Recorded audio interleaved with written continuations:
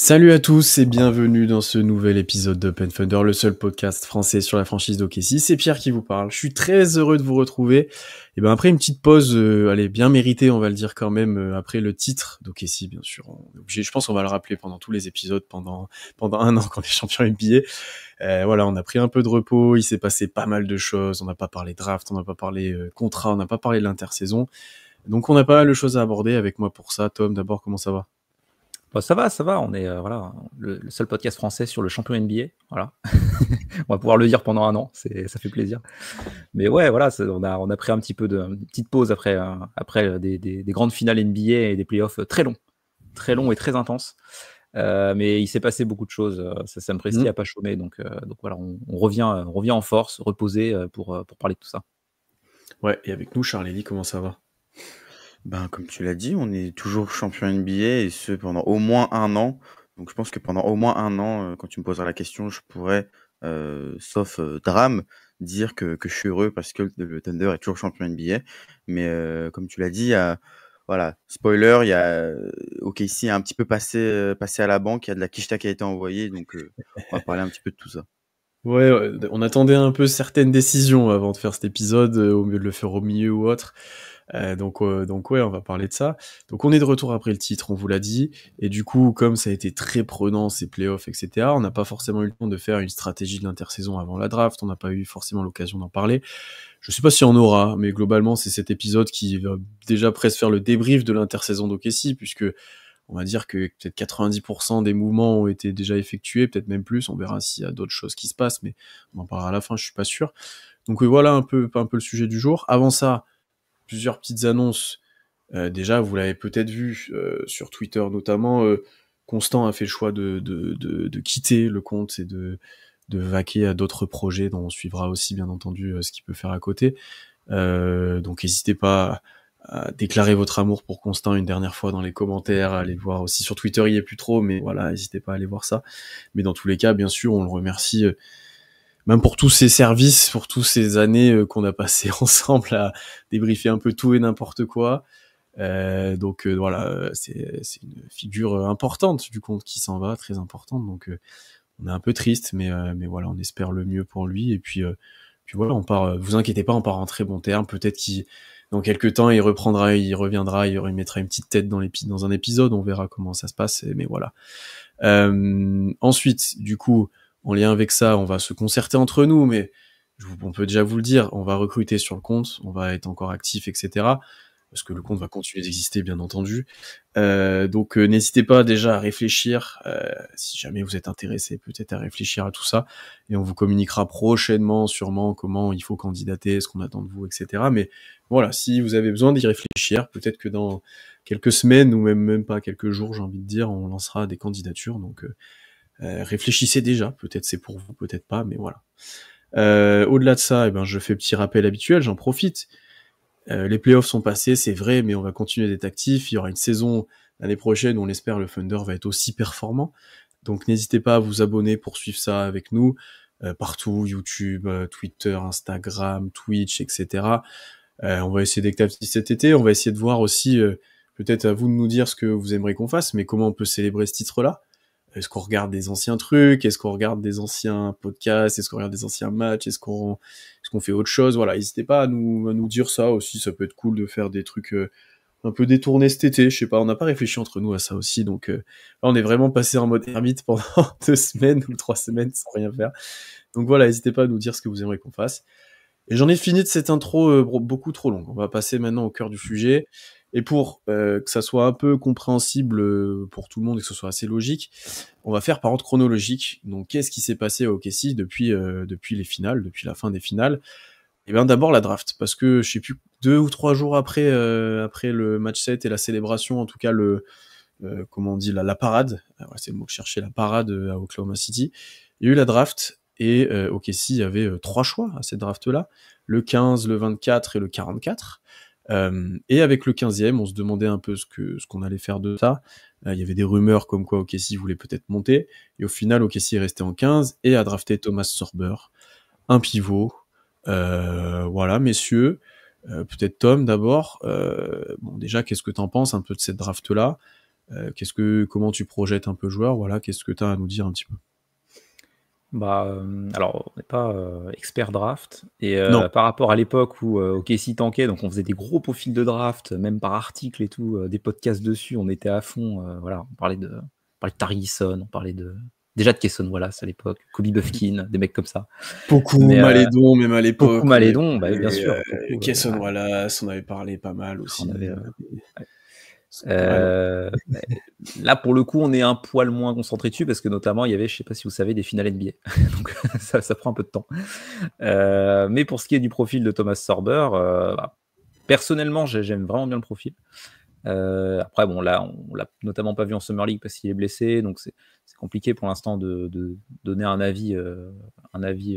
Donc, on l'a pas vu sous le maillot de Casey, mais c'est plutôt un pivot un peu profil Hartenstein entre guillemets, un peu plus petit. C'est pas un 7-footer Sorber, je crois qu'il fait 2,08 dans ces eaux-là, mais il fait dans les 115, 120 kilos, quelque chose comme ça, et il semblerait que ce soit un bon passeur, que ce soit un bon protecteur de cercle, que ce soit ce genre de profil-là. Alors c'est pas un shooter, mais personnellement, je trouve qu'on parlera notamment de grille salariale après, de projection sur les années à venir, mais notamment pour essayer d'anticiper un peu le possible futur départ d'Hartenstein. C'est un profil qui semble pertinent. Donc, et puis quand tu vois les drafts d'OKC, même la draft de Jalen Williams par exemple, où c'est un pivot qui est plutôt un bon passeur, qui peut participer au jeu collectif du Thunder, Sorber, ça a l'air de rentrer dans ce moule-là aussi. Donc personnellement, j'aime bien pour le coup. Bah, t'as été assez complet dessus. Moi aussi, honnêtement, j'aime bien le profil, mais directement à la draft, ouais, tu sens que t'as cette volonté de prestige, de préparer un petit peu l'avenir. On savait avec la signature d'Hartenstein qu'il allait pas rester éternellement. Là, tu sens qu'il y a quand même une certaine similarité dans le profil. Très très bon protecteur de cercle, bon sur la défense des pick and roll, assez mobile, une très belle envergure. Euh, et à côté de ça, pareil, pas trop de shoot, un petit manque de verticalité, pas vraiment de défense sur le périmètre. Et à côté de ça, tu l'as dit, une bonne vision de jeu, un bon jeu de passe. Donc voilà, à voir maintenant l'année prochaine. Est-ce qu'il va avoir des minutes, sachant que on va en parler. Jalen Williams a lui aussi été prolongé, donc ça va un petit peu être le troisième pivot dans la rotation, à voir si Chet et Hartenstein sont encore tous les deux dans le 5 majeur. Donc voilà, à voir s'il a des minutes pour s'exprimer. Mais une belle prise en 15 que je trouve tout à fait cohérente avec OKC. Ouais, bah, déjà, ce qu'on peut dire, c'est que il avait fait une très bonne saison NCAA avant de se blesser. Il est encore blessé au pied, si je me trompe pas. Il avait quand même une bonne hype, et pour voir qu'il est blessé, être pris en 15 pour un pivot, ça reste plus que correct. Ce qui est ressorti aussi, que j'aimerais bien ajouter, c'est que globalement, que ça soit des fans américains, peut-être même un peu français, et même des insiders et même des spécialistes draft, j'ai envie de dire, tout le monde considère ce choix comme un bon choix, et comme Sorber comme un bon joueur, en tout cas comme un joueur qui est un peu à avoir en ces drafts-là, un peu à suivre, etc. Donc ça, c'est intéressant. On part pas sur un no-name ou sur un reach d'un joueur qui était bien plus bas, comme a pu le faire OKC avec succès avant, hein, comme Jalen Williams par exemple. Hein. Je dis pas que c'est une mauvaise chose, mais voilà. Et ce qui ressort aussi pas mal, et où là vous en avez un petit peu parlé, c'est que c'est un peu un pivot anachronique pour certains. Il y avait pas mal de compas avec Al Jefferson sur certains points, parce que pas si grand, très lourd. Ce qui change pour coup du format un peu d'OKC de Chet notamment, c'est un peu l'inverse physiquement. Mais quelqu'un voilà de fort sur les appuis, qui a quand même des mains sous cercle qui sont plutôt correctes, j'entends sous cercle, voilà. Et après, comme vous l'avez dit, capable de lire le jeu sur des backdoors, sur short roll, etc. Voilà, c'était une de ses qualités qui un peu ont fait sa draft.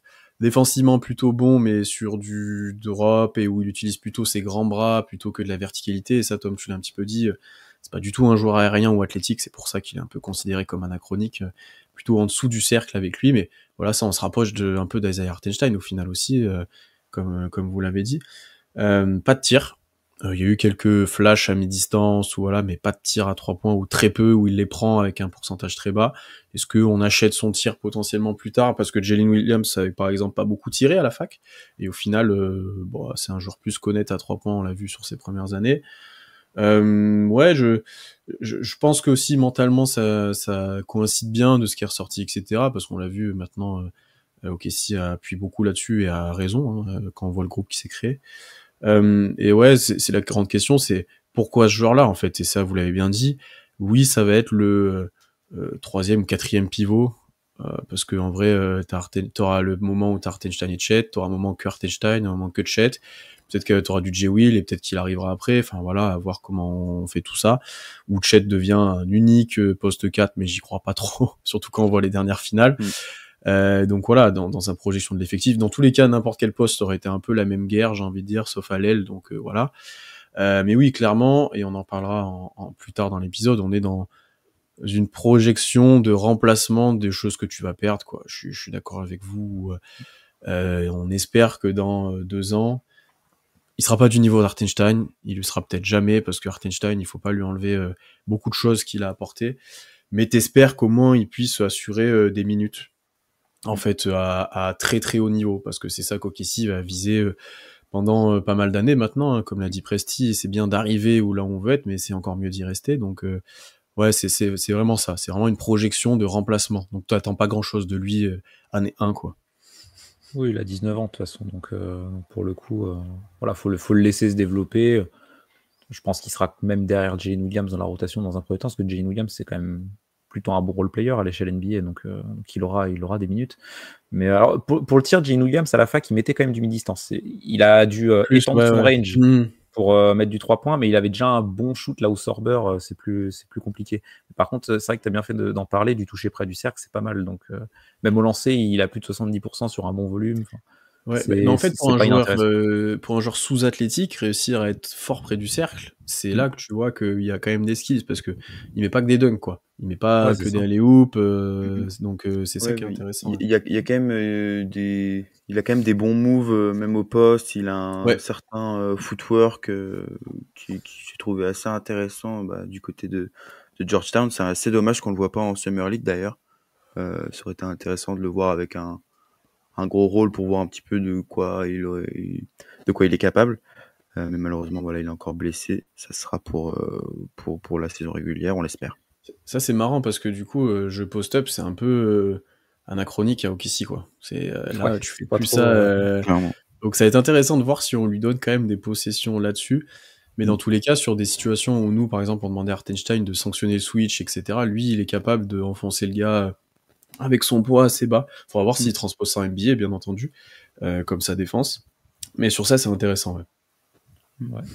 Sur la défense, c'est vrai que c'est assez impressionnant qu'il soit à 3,5 stocks en saison freshman à la fac, quoi. 2 contre et 1,5 interceptions. C'est des beaux chiffres, quand même. Et tu vois, est-ce que en restant un peu au sol, dur sur les appuis, est-ce que ça suffira en NBA? Est-ce que il arrivera ce sera un peu le truc à regarder, quoi. Il a l'air assez propre parce que 2.2 fautes en 30 minutes, c'est pas dégueulasse. Donc, peut-être pour ça qu'il est bien coté, parce qu'il y a pas mal de gens, c'est vrai qu'ils le mettaient même dans leur top 10, tu vois, fin de top 10 dans leur board. Donc, il était jamais hors top 20, je pense. Ouais, c'est ça. Souvent, il est souvent en 15 au OKC, d'ailleurs, accessoirement. Ouais, non, c'est vrai que oui, l'avis général sur la draft de Sorber est plutôt bon donc de la part des suiveurs de la draft. Donc, pour le coup, on verra, hein, on verra ce que ça donnera sur le terrain. Mais le profil est sympa. Mais ne vous attendez pas à un Isaiah Hartenstein 2, année 1 de NBA, c'est impossible. Parce que c'était un peu ça, certains trucs. Non, faut arrêter de coter les joueurs autant à la draft. Ça reste quand même... Ou alors c'est un style de draft. Hein. Ah ouais, non, mais... Enfin, je sais qu'il y a beaucoup de hype, notamment pour les équipements en reconstruction, et nous les premiers on faisait ça, où t'as beaucoup d'espoir que le joueur arrive et soit déjà élite de élite, mais il y en a très peu qui arrivent ça, et surtout au poste de pivot, ça peut être long, à maîtriser la défense, à plein de choses.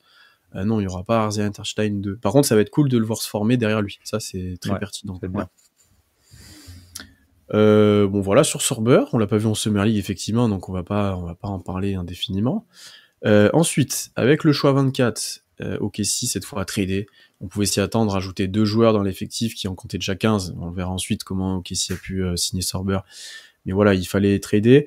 Donc le choix 24 a été envoyé aux Kings contre un premier tour 2027 de San Antonio, et que ce premier tour sera protégé top 16 et devient 2 second tours si je me trompe pas.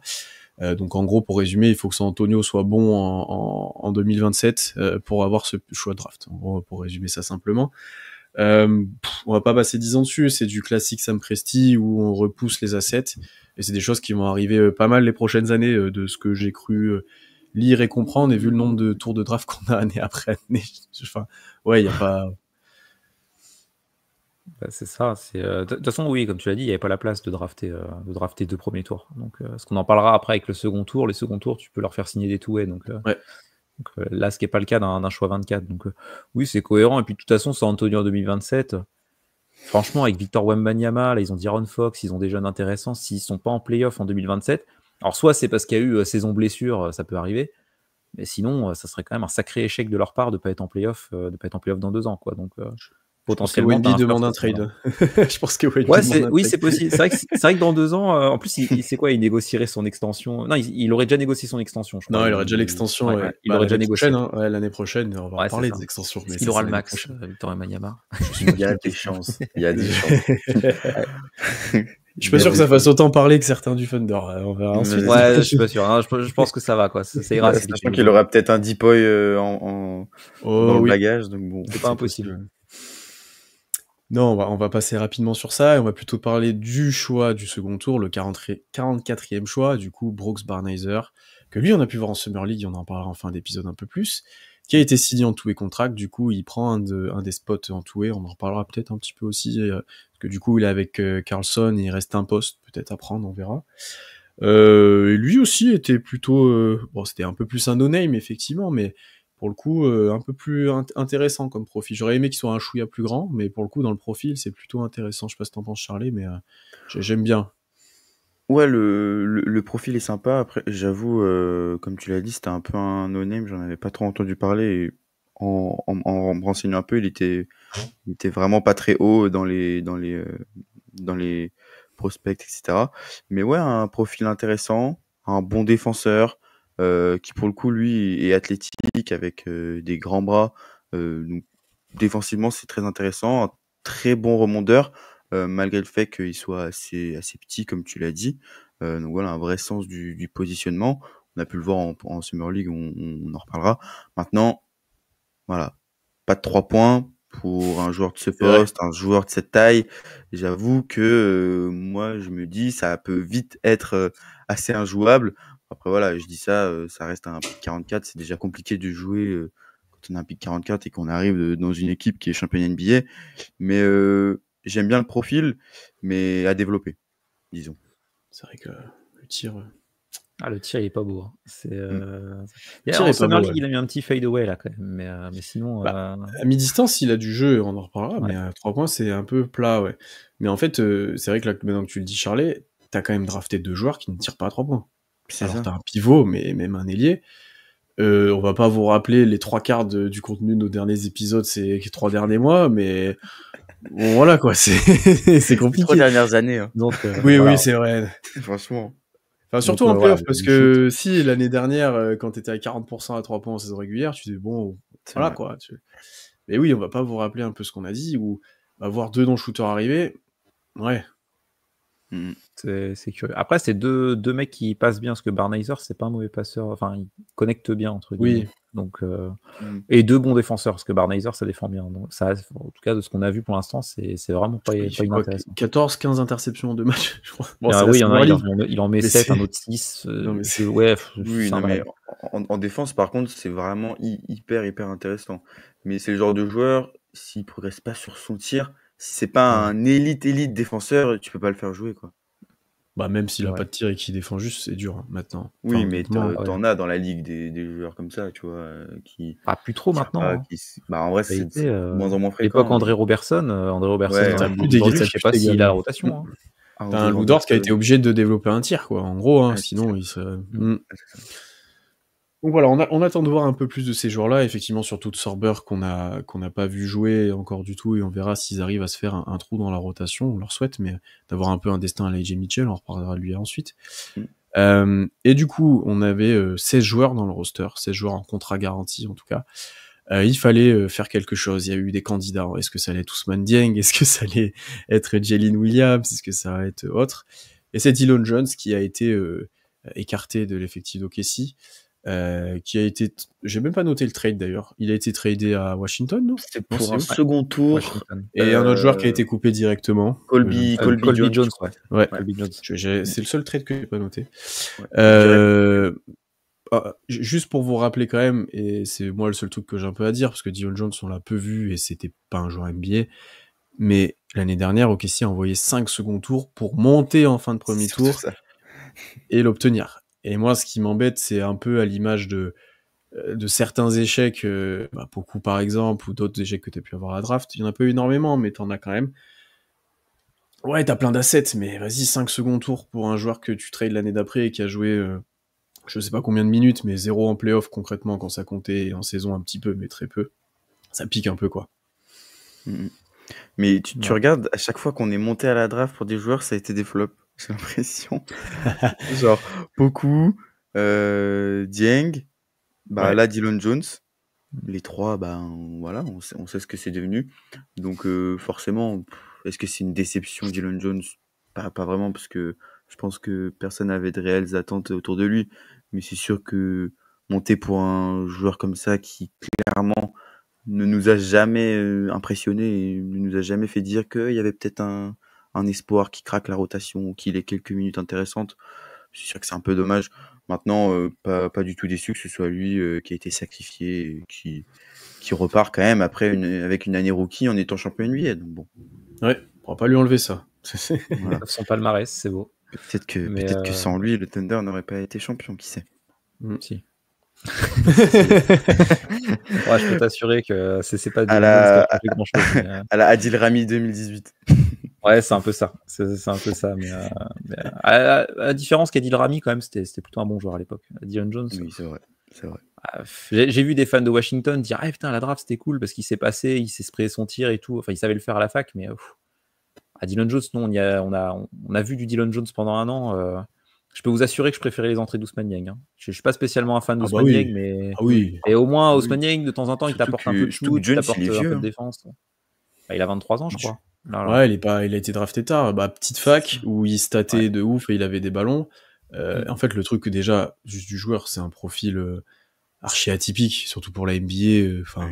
Il fait la taille d'un grand guard, il a le physique d'un intérieur, il joue comme un ailier entre guillemets. Il est fort au rebond, mais c'est bizarre, quoi, tu vois. Tu noteras qu'on draft que des joueurs en ce moment un peu plus petits que sur leur taille de poste et un peu plus lourds. Alors, Barnhizer, il fait un peu moins de 2 mètres, mais il fait 100 et quelques kilos. Sorber, on en a parlé, c'est un pivot au sol. Dillon Jones, c'est un peu ça, c'est un ailier plutôt tanké, mais assez petit. C'est des joueurs qui jouent plus grand que leur taille, je pense, tu vois. Ouais. Barnhizer, surtout, on en reparlera, mais c'est un joueur, t'as pas l'impression qu'il est à 6'5", je crois, donc il fait la taille de plus petit que Shea, peut-être. La taille de Shea, en gros. La taille de Shea, à peu près. Mais t'as l'impression qu'il est plus grand. Ouais, t'as l'impression qu'il est beaucoup plus grand, quoi, un peu comme un Caruso, tu vois, qui fait plus grand que sa taille. Mais ouais, Dillon Jones, pas de tir. En NBA, tu lui donnes pas la balle dans les mains. Il peut pas jouer intérieur, il peut pas jouer en spot-up. Il peut peut-être défendre un peu et encore. Ouais, quelques séquences pas mal défensivement, mais c'est très léger, quoi. Donc, non, on regrettera pas Dillon Jones. Moi, j'avoue que je suis un poil surpris que ce soit pas Dieng qui parte, parce que Dieng, c'est sa dernière année contrat rookie. Donc, un peu comme ils avaient fait avec Poku, la dernière année, il est parti à ce moment-là. Dillon Jones, le contrat de Dieng est peut-être contrat de Dieng est, je pense, plus haut, plus gros à prendre parce que tu es drafté plus haut, donc normalement, ouais. Donc tu vois, t'as peut-être un peu plus de sous à mettre, c'est un peu plus compliqué à l'avoir. Et puis en vrai, si Ousmane Dieng, t'as un peu plus d'espoir qu'en lui. Hein. Mais pour moi, c'est peut-être pas fini. Je vois mal Dieng rester partir sans rien, oui, parce que après, si surtout, tu peux avoir quelque chose en retour, quoi. Je suis pas sûr. Parce que là, il parle négativement, Dillon Jones. Hein. C'est ça. Comme tu l'as dit, c'est une erreur de casting. Donc ça arrive, hein. Ça arrive dans toutes les équipes, mais voilà, personne n'est parfait, hein, pour le coup. À la draft, on n'était pas très chaud sur Dillon Jones d'ailleurs. Hein. Si vous réécoutez le podcast de l'an dernier, on n'était pas très fan du profil. Mais oui, Dieng, là où je suis surpris aussi, c'est que Dillon Jones, je vois pas trop ce que Washington va en faire. Là où Ousmane Dieng, dans une équipe de bas de tableau, je me dis, tu le vois, Avec plein en de G-League, il a Français. cartonné tout le monde. Donc, Ouais, il y a d'autres Français, il y avait d'autres contextes, il y avait d'autres trucs, ouais, tu c'est un vois. peu, c'est bizarre. Après, c'est pas non plus, il va pas révolutionner les Wizards, Ousmane Dieng, s'il arrive là-bas. Mais je me dis qu'il t'a tenté un coup, peut-être plus lui que Dillon Jones. Mais bon, dans tous les cas, il fallait, côté OKC, se débarrasser d'un joueur, entre guillemets, et c'est pas surprenant que Dillon Jones parte pour le coup. L'effectif se renforce. Sans lui, avec Sorber en plus, je pense que c'était un meilleur Ouais, dans l'idée, effectif. Bon, voilà pour ces un peu trades autour de la draft. Et puis après, concrètement, est venu le temps des prolongations. Et le temps de la banque pour OKC, le temps de passer à la caisse, le temps de financer cette équipe championne NBA et de sa saison historique. Et ça a commencé peut-être pas avec celui qu'on attendait le plus pour le coup. Ça a commencé avec Jay Will. Jay Will qui a été prolongé 24 millions sur 3 ans. J'ai envie de lancer Charlie. Parce que t'avais pas été le plus dithyrambique sur Jay Will à certains moments. Du coup, qu'est-ce que tu penses un peu de ce contrat et de cette prolongation? C'est sûr, comme tu as dit, si vous réécoutez le podcast des notes de fin d'année, j'ai pas été le plus sympa sur Jalen. Après, il m'a un petit peu fait mentir sur les playoffs où il a eu de temps à autre un impact, notamment, je pense à la série contre les Nuggets. Mais maintenant, pour moi, c'est un contrat quand même que je considère mérité parce que on sent qu'il a quand même un réel impact sur ce groupe. Voilà, on sent qu'il est très impliqué dans le bien-être du groupe. Il a l'air vraiment de mettre l'ambiance, etc. Et comme je l'ai dit, il a rendu quelques services sur le terrain. Maintenant, je vois aussi ce contrat qui est très transférable, disons. C'est bien le genre de contrat que tu peux mettre dans un trade. Je pense pas qu'en signant à 24 millions sur 3 ans, tu signes long terme avec Jalen Williams. Donc, c'est un contrat qu'on peut considérer comme cher quand on voit que AJ Mitchell, par exemple, a eu 9 millions sur 3 ans. Mais bon, voilà, c'est mérité. Il a touché son argent. Et comme je l'ai dit, c'est un contrat qu'on peut utiliser de manière assez utile, je pense, pour la suite. Moi, j'aime bien. J'aime bien la signature de Jay Will. Le contrat, en plus, c'est sympa parce qu'il est dégressif. Bon, après, ces montants-là, ça fait pas une grosse différence, mais il prend 8,5 en gros l'an prochain et 7,8 l'année d'après. Et il y a une team option à 7,8. Mais ouais, c'est un contrat où il prend 4-5% du cap dans ces eaux-là, donc ça t'engage pas non plus énormément. Ça te fait un role player en plus. On a vu que son profil pouvait servir contre certaines match-ups contre Denver. Merci Jay Will, hein. Merci pour les travaux, franchement. Mais ouais, non, pas surpris. Je pensais pas que ça allait être la première signature non plus, parce qu'on avait d'autres priorités en tête. Mais oui, non, je suis assez content moi, de la signature de Jay Will. Presti qui a fait la classique, enfin, pas le seul à le faire, mais les joueurs second tour de décliner la team option pour pouvoir les re-signer ensuite. Parce que si tu prends la team option, l'année d'après, ils sont unrestricted. Et du coup, t'es dans la sauce pour les re-signer si jamais ils sont demandés. Donc non, bon, pas très surpris de la signature de Jay Will. Je suis content qu'il reste. Ça te fait une rotation intérieure solide en régulière. Donc c'est bien. C'est bien. Et puis encore assez jeune en plus parce qu'il a que 23 ans. Mais il a l'âge de Dillon Jones, du coup, dont on parlait tout à l'heure. Et il a Mais 3 voilà, il a encore saisons 23 NBA, ans. ouais. C'est ça. Il a, il a oui, des joutes de play-off. Il a, quand il était titulaire au play-in, là, Ouais. quand OKC est retourné au play-in. Magnifique. Franchement, il commence à avoir un petit peu d'expérience, Angeline, et ça progresse petit à petit. Donc ouais, non, je suis content de cette signature, perso. Bah, déjà, on peut le dire, contrairement à Dillon Jones, sans lui, t'es pas champion, je pense, honnêtement. Oui. Lui, Et sur plusieurs aspects, que ça soit terrain, comme vous l'avez dit, contre Denver, ou à d'autres moments, vestiaire, parce qu'apparemment, c'est lui qui a gueulé match, je sais plus lequel, qui a parlé aux joueurs, je sais plus, en finale, etc. C'était pris pas mal en exemple comme ambiance d'équipe, etc., sur comment fonctionne OKC. Et puis après, ouais, vous l'avez un peu dit, expérience depuis 3 ans qu'il est drafté, c'est première saison en titulaire, deuxième saison backup, bon là, troisième saison, troisième pivot. Petit à petit, ça descend. Il sera peut-être quatrième l'année prochaine. Arrivé de Sorber, là, c'est... Non, mais voilà, ouais, c'est... mais juste pour dire, Jay Will est un joueur NBA. Il y a aucun doute là-dessus. C'est un joueur compétent qui serait dans la rotation de pas mal d'effectifs, je pense, qui a un profil atypique, certes, qui convient bien au OKC, offensivement surtout, parce que défensivement c'est autre chose, mais offensivement convient bien au OKC. Et non, le contrat est effectivement plutôt cool, le tarif est plutôt cool, le format du contrat, si je peux dire comme ça, est plutôt agréable aussi pour OKC, plutôt maniable. Donc non, c'est un contrat mi-mérité, mi aussi récompense, j'ai envie de dire, mais tu peux pas contester, tu peux difficilement dire non, on voulait pas. D'ailleurs, dans les réactions qu'on a eues sur le compte ou ailleurs, globalement, les gens sont plutôt fans de l'avoir et plutôt contents qu'il reste, voilà, parce que en troisième pivot ou 10e ou 11e de ta rotation, c'est plutôt honnête, hein. Et quand les autres étaient blessés et qu'il était là, t'étais content. C'est pas arrivé souvent parce qu'il était pas blessé, il était toujours blessé au mauvais moment, mais t'étais content de l'avoir aussi dans la rotation, ouais. Et puis c'est ton Jokic killer par passage, donc t'es obligé de l'avoir. T'as Caruso, mais lui, à un moment c'était lui. Il a vraiment été bon en plus, cet enfoiré. Hein. Franchement, on l'a pas vu des playoffs. Vite fait contre Minnesota et c'était pas fameux, mais alors contre Denver, c'était son moment de gloire. Quoi. Mais son contrat, je le vois un peu comme l'extension de Kenrich à l'époque. Tu vois, c'est un joueur apprécié dans le vestiaire. C'est plutôt un joueur joker, entre guillemets, plus qu'un mec solide dans la rotation. Mais par contre, quand il rentre, tu sais ce qu'il va t'apporter. Voilà, il sera globalement pertinent. Donc c'est toujours bien d'avoir ce genre de profil dans ton roster. Bon, on passe au suivant. Tu l'as un peu mentionné, Tom, en plus. AJ Mitchell. Là, on est sur un contrat de 9 millions sur 3 ans. Donc c'est vraiment faible. C'est en dessous du minimum vétéran, je crois, ou c'est au même niveau que le minimum vétéran. Donc c'est vraiment très faible. Même niveau, ouais. Vraiment, t'es sur un joueur que tu te bases sur 30 matchs, honnêtement, pour lui donner ce contrat-là. On va être honnête, hein, mais qui avait déjà vu son contrat être garanti, enfin voilà, et qui, pour le coup, lui, a eu des minutes en play-off où il n'était pas sur le terrain juste parce qu'il y avait de l'écart, mais parce qu'on voulait apporter quelque chose, voilà, du maniement de ballon, etc. On l'a vu en Summer League aussi. On aime beaucoup. Nous, je pense qu'on est un compte où on l'aime beaucoup, AJ Mitchell, mais globalement, tout le monde l'aime bien. C'est un profil intéressant. Ouais, Tom, est-ce que... Là, je doute pas que t'es content, pour le coup.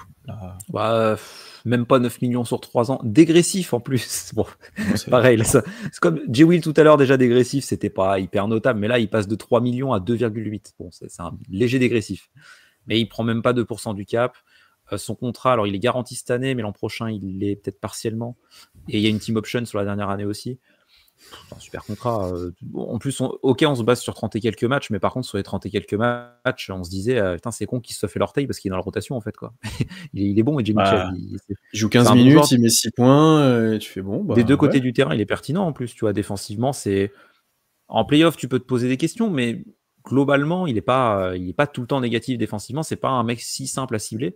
Et en attaque, il t'apporte un peu de tenue de balle, un peu de passing, un peu de scoring. Il y a du shoot, mais sur petit volume, mais bon, il y en a un petit peu quand même. Non, c'est super, Jay Mitchell. Pareil, voilà, c'est ton plus petit contrat de l'équipe. Si jamais Topic, ça met un peu de temps à se lancer, tu sais que tu peux compter sur lui pour le mettre dans la rotation. Et si jamais Topic, il explose et que tu peux pas mettre Jay Mitchell, bon, bah, t'as mis 3 millions sur lui, ça t'engage pas énormément. Donc, ouais, c'est bien. C'est bien, Jay Mitchell. Très bon contrat. Ouais. Hyper satisfait du contrat et même que le joueur reste. Hyper satisfait parce que comme vous l'avez dit, le profil, moi perso j'adore et il est de toute manière très apprécié dans la fanbase et même du côté du Thunder. Hein. On s'attendait pas à ce qu'il joue autant l'année dernière. Mark Daigneault lui a directement fait confiance et je pense que il va vraiment avoir un rôle l'année prochaine. Il va être en concurrence avec Topic et même avec des joueurs comme Isaiah Joe, même Aaron Wiggins et tout, parce que c'est un joueur qui va pas avoir peur de prendre les responsabilités. Là, on le voit en Summer League, clairement, il est au-dessus. Hein, il roule un peu sur tout le monde. Donc non, très très satisfaisant et on en reparlera un petit peu après. Mais dans la politique du Thunder, qui est on a notre Big Three et on fait avec des petits contrats autour. Enfin, en tout cas, dans le futur, ça risque d'être un petit peu ça. Je pense qu'il a une vraie carte à jouer là-dedans. Donc, non, super satisfait de ce contrat et de garder ce bon joueur qui peut encore progresser dans le roster. Ouais, moi, moi, je suis fan et là, je trouve qu'il a encore progressé. Bon, c'est de la Summer League, mais dans la création pour lui-même et dans ce qu'il peut faire, dans la confiance qu'il a pris, déjà qu'il progressait petit à petit, vraiment intéressant. C'est juste autant l'année dernière, il avait un profil un peu unique parce que Cassano, s'il portait pas la balle autant que lui, on verra si on le responsabilise de petit à petit, un peu comme en playoff des fois ou autre. Lui, il était vraiment le seul capable de faire ça à côté de J-Dub. On en avait beaucoup parlé parce qu'il soulageait J-Dub des moments où il avait un peu besoin, etc. On verra aussi lui l'année prochaine comment il joue et son poignet comment ça va. Mais là, il y a Topic qui arrive et du coup, quand tu projettes une rotation, effectivement, la concurrence va être hard. Enfin, ça va être chaud. Et pour des profils, alors c'est pas les mêmes profils, mais c'est deux porteurs de balle, Mitchell et Topic. T'as envie de leur donner la balle quand tu les mets sur le terrain, sinon ça perd un peu de sens. Il va falloir se battre, je pense, entre eux pour réussir à gagner des minutes, parce que derrière t'as un Joe effectivement qui a un profil plus atypique, enfin plus différent en tout cas. Voilà, t'as Wiggins qui est quand même, je pense, un gros step au-dessus de ces joueurs-là, faut être honnête, et qui est beaucoup plus scoreur, beaucoup plus complet, etc. T'as un Cason Wallace que peut-être t'auras envie de responsabiliser toujours plus. T'as peut-être un Caruso qui sera un peu plus présent en saison, j'en sais rien, peut-être, on verra. Non, mais voilà, tout ça pour dire que la concurrence va être solide. En tout cas, sur les postes d'arrière, il y a du boulot. Là, tu lui as fait confiance, mais je pense que c'est pas gagné pour lui. J'en avais parlé quand il s'était blessé, et j'avais dit ça tombe vraiment mal pour lui, parce que ça se trouve, on le verra plus beaucoup sous l'uniforme du Thunder. Bon, là, le message envoyé est plutôt bon pour lui, mais il faut gagner le temps de jeu, quoi, maintenant, comme il a fait sur sa première saison. Ah oui, c'est pas gagné pour lui, mais en tout cas, c'est cool. Ça, enfin, t'as une profondeur d'effectif, comme tu l'as dit. Ouais. Elle est sympa, quoi. C'est sympathique. Bah, disons que là, je pense que ça arrivera pas, mais tu fais un gros trade où t'envoies 3 joueurs ou 4 joueurs contre 1 ou 2, mais de meilleur niveau, et tu perds certains de tes rotations, et ben lui il peut step up, t'es pas scandalisé de le fait de le voir 20 minutes sur le terrain, quoi. Bon, faudra confirmer en playoff, parce qu'au final on l'a peu vu en playoff, mais en saison, il y a pas de souci, je pense, en fait. Ouais, Peut-être qu'on est haut sur lui, mais non, mais de toute façon, à ce prix-là, même si ça floppe un peu, tu vas pas non plus ça coûte être rien, scandalisé. Ça coûte rien du tout. Et même, honnêtement, je suis fan du profil et je pense vraiment que qu'il a une chance et qu'il peut pourquoi pas craquer pas mal de minutes et s'installer dans la rotation. Non, moi j'y crois. Bon, messieurs, on arrive au nerf de la guerre, 37 minutes d'épisode, c'est le moment. On a parlé petit contrat cool, on a parlé petite team option, voilà, contrat pas garanti. Là, on va parler gros sous, on va parler de plus de 800 millions qui ont été donnés. Voilà, on arrive aux prolongations de J-Dub et de Chet. Alors, on va parler un peu des trois en parallèle, en commun, parce que c'était un peu les mêmes enjeux, les mêmes choses, etc. Pas avec les mêmes montants, pour Shea qui est complètement différent, mais un peu des mêmes choses, de sacrifice, pas sacrifice, de contrat max, pas contrat max, de tout ça. Pour résumer, Shea a d'abord prolongé en anticipation, du coup il aurait pu attendre, pour 4 ans, 285 millions, qui est, à l'instant où on vous parle, le plus gros contrat donné à un joueur NBA. Alors après, il y a eu Booker qui gagnera plus juste sur une saison ou deux. À l'année, ouais. Mais sur la durée, sur le long terme... Sur 4 ans, c'est le plus gros contrat. Parce qu'il y a des contrats à 5 ans où c'est monté plus haut, mais ouais. Et à l'année, oui, Booker est passé devant juste après. Alors, on va pas parler du fait qu'il aurait pu attendre et prendre 5, machin, parce que ça peut être et profitable à lui et au Thunder, et dans les deux cas, donc on pourra pas trop dire. C'est quand on va le re-signer encore plus cher dans 4 ans, peut-être. Voilà. Mais voilà, Shea a pris le super max ce qu'on pouvait s'attendre, et ce qui lui était destiné, surtout avec son titre de MVP, ce qui est difficilement évitable. Ensuite, on attendait les deux autres, ils sont arrivés à 2 jours d'intervalle. C'est ça, je crois, je sais plus. Chet Holmgren qui a prolongé à l'extension rookie max, max qui pouvait prétendre aussi, un contrat de 5 ans qui peut aller jusqu'à 250 millions, selon les conditions un peu dans le contrat, les All-NBA Team, les défenseurs de l'année, les qualifs en playoff, ça peut être aussi, il parlait un peu de ça, les spécialistes sur ça, où il peut gagner 1 ou 2% en gros du cap sur son contrat. 5 ans, et ce que fait souvent OKC, et c'est le cas aussi pour J-Dub et pour Chet, pas d'option, enfin en tout cas pas de player option, c'est du contrat sec, on leur donne pas un peu les clés en main, quoi. On garde un peu les clés du côté d'OKC. Et derrière, J-Dub a enchaîné, lui aussi 5 ans, un contrat un peu plus élevé qui peut aller jusqu'à 287 millions, mais lui il a déjà été All-Star, il a déjà été All-NBA, donc forcément le contrat a été un peu plus élevé, et lui aussi aura des comment on dit incentive dans son contrat, c'est ça Ouais, c'est ça. obtenir. C'est ça. C'est des Je bonus, trouvais quoi, plus le mot. Ouais, des bonus en français, en gros, selon ses réalisations sur le terrain. Voilà, on a OKC à verrouiller, j'ai envie de dire, ton Big Three sur pas mal d'années, jusqu'en 2030, 2031, on peut estimer à peu près à ça. Bon, peut-être qu'il y aura des trades, peut-être qu'il y aura plein de choses qui vont se passer d'ici là, ça bien entendu. Faut prendre en compte aussi que ces contrats-là ne font pas effet l'année prochaine. Les contrats de Chet et J-Dub notamment font effet dans 2 ans. Voilà, donc l'année prochaine, ils sont encore un contrat plutôt abordable, on va dire. Voilà. Et on va essayer de discuter ça un peu par aspect. Et le premier aspect, c'était d'abord l'aspect un peu mérite, un peu l'aspect niveau terrain.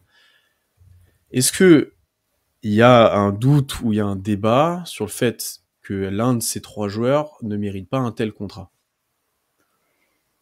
Il y a un débat, en tout cas, peut-être pas entre nous, mais en tout cas, il y a eu un débat, que ce soit dans les médias ou sur Twitter, etc. Je pense que, bon, Shai, il y a évidemment aucun débat. J-Dub, avec le fait qu'il soit All-Star, All-NBA, le fait qu'il ait quand même sorti une campagne de playoff et des finales de très très haut niveau, en plus en étant blessé, on en reparlera peut-être. Je pense que lui donner le max, c'était pas choquant. Chet Holmgren a fait un petit peu plus débat, notamment déjà par le fait qu'il a quand même été souvent blessé. Là, sur 3 saisons, il a quand même été 1 an et demi blessé, donc ce qui est non négligeable. Maintenant, voilà, les gens regardent la ligne de stats et disent ah bah est-ce que ça mérite vraiment un max 16-17 points. Moi, je pense qu'il faut quand même pas oublier de regarder le réel impact qu'il a sur le terrain et aussi le fait que tu es tout simplement allé jusqu'au bout avec ce trio. Tu as juste envie de le garder le plus longtemps possible et de sécuriser tes 3 meilleurs joueurs. Pas de débat pour moi sur les contrats. Le mérite, c'est compliqué. C'est compliqué à juger le mérite dans le sens où, enfin, qu'est-ce qu'on considère comme mériter ces contrats-là, tu vois, parce que, enfin, Shai, moi, ça m'a pas choqué parce que le mec, ça fait 3 ans qu'il est au NBA First Team. Il est MVP cette année, les 2 années d'avant, il était dans la discussion. Il sort des playoffs plutôt solides. Hein. Chez Alexander, c'est pas mal. Hein. MVP des finales, machin. Enfin, meilleur score de la ligue. Enfin, il a le plus gros contrat de la ligue au moment où il le signe, et c'est logique, quoi. Enfin, dans tous les cas, fallait pas s'attendre à grand chose là-dessus. Sur Shai, vu le statut du joueur maintenant, le titre de MVP, le niveau qu'il a affiché, parce que Shai, on va être honnête, c'est le 2e meilleur joueur du monde. Enfin, pour moi, je sais pas, on peut débattre avec peut-être Giannis, voilà, ou Lucas, s'il est en mauvaise forme. Giannis, Lucas, mais la saison dernière, c'est le 2e meilleur joueur du monde. Voilà, il est MVP parce qu'il y a le contexte OKC par rapport à Jokic, etc. Mais moi, je le mets 2e meilleur joueur du monde. Donc déjà, est-ce que tu donnes un contrat max à ce joueur-là? Enfin, tu le donnes pas à grand monde, tu le donnes pas à lui. Enfin, concrètement, voilà. Après, le seul négatif, c'est que j'ai quand même l'impression que les supermax de ce joueur-là, c'est rarement positif, les supermax, tu vois, ça a rarement soit amené au titre, soit après, bien fini, soit... Tout dépend, mais disons que moi, ça me pose pas de soucis. C'est plus un problème quand tu donnes un supermax à un joueur qui n'est pas top 5 meilleur joueur NBA. Et où là où tu te dis, bah, quand t'es l'équipe qui doit le signer, t'es un peu obligé, parce que si tu lui files pas le supermax, le mec, le message que tu lui envoies, il est quand même catastrophique si c'est ton franchise player. Mais tu vois, si Trae Young il a ça l'année prochaine, ce qui est possible. Ah oui, bah, si c'est Trae Young, oui, c'est costaud. Mais tu vois, je parle même pas de Trae Young. À Anthony Edwards, qui est un supermax comme ça, les Wolves, ils doivent le mettre. La question se pose même pas. Ouais. Mais tu te dis, est-ce que c'est un joueur calibre MVP, Anthony Edwards? C'est un super joueur, il est très fort. Hein, Anthony Edwards, ça fait plusieurs années qu'en playoff, il fait des trucs sympas. Hein. Mais est-ce que dans les faits, tu vas rentabiliser le supermax, entre guillemets? Là, la question peut se poser. Alors que Shai, tu l'as dit, enfin, il est MVP, quoi. Il y a un moment donné, il prend 35% du cap. Bah écoute, c'est comme quand Denver a mis la blinde sur Jokic. Bah oui, le mec, c'est le meilleur joueur du monde. Qu'est-ce que tu veux faire d'autre, quoi? Ouais. Donc, pour moi, Shai, il n'y avait pas de question qu'à aller se poser. Puis on parlera après des potentiels ristournes. C'est un peu un mythe, les ristournes en NBA. Franchement, ouais, c'est pas en vrai Shai, c'est vraiment pas le contrat qui a fait le plus débat. Voilà, il sort une saison jordanesque, meilleur scoreur, MVP, champion NBA, MVP des finales. Tu peux juste prendre ton crayon et signer, quoi. Et oui, franchement, c'est tout ce que tu peux faire. Et voilà, pour parler un petit peu des pay cuts, bah, c'est un truc avec un joueur de cette envergure après un titre NBA qui est quand même difficilement envisageable. Hein. Voilà, on a vu On parlait de ça. Jalen Brunson l'a fait, Alperen Sengun l'a fait aussi sur sa rookie extension, mais tu pouvais globalement difficilement espérer ça. Enfin, moi, en tout cas, j'espérais pas une ristourne. Je sais que il y a plusieurs fans du Thunder qui espéraient que le trio, comme ben voilà, t'as gagné grâce à ta profondeur d'effectif, voilà, essayer de se mettre d'accord pour prendre un contrat un petit peu plus moindre, pour pouvoir garder des joueurs le plus compétitifs possible. Ben oui, ça aurait été l'idéal, mais c'est quand même difficile de demander ça aux joueurs après qu'ils aient été champions NBA. Et voilà, ça reste des humains. Et voilà, ils méritent leur contrat. Ils ont le droit, ils ont tout à fait le droit de le prendre et de se faire plaisir à ce tarif. T'inquiète. Avant de lancer le débat sur ça, là, sur les ristournes, juste pour finir sur Chet et J-Dub. J-Dub, je pense qu'il n'y avait plus de débat après les playoffs. Même s'il y a eu des moments creux, les finales, la fin de playoffs. En plus, quand tu vois, regardez sa vidéo où il explique sa blessure au poignet et comment il a géré ça.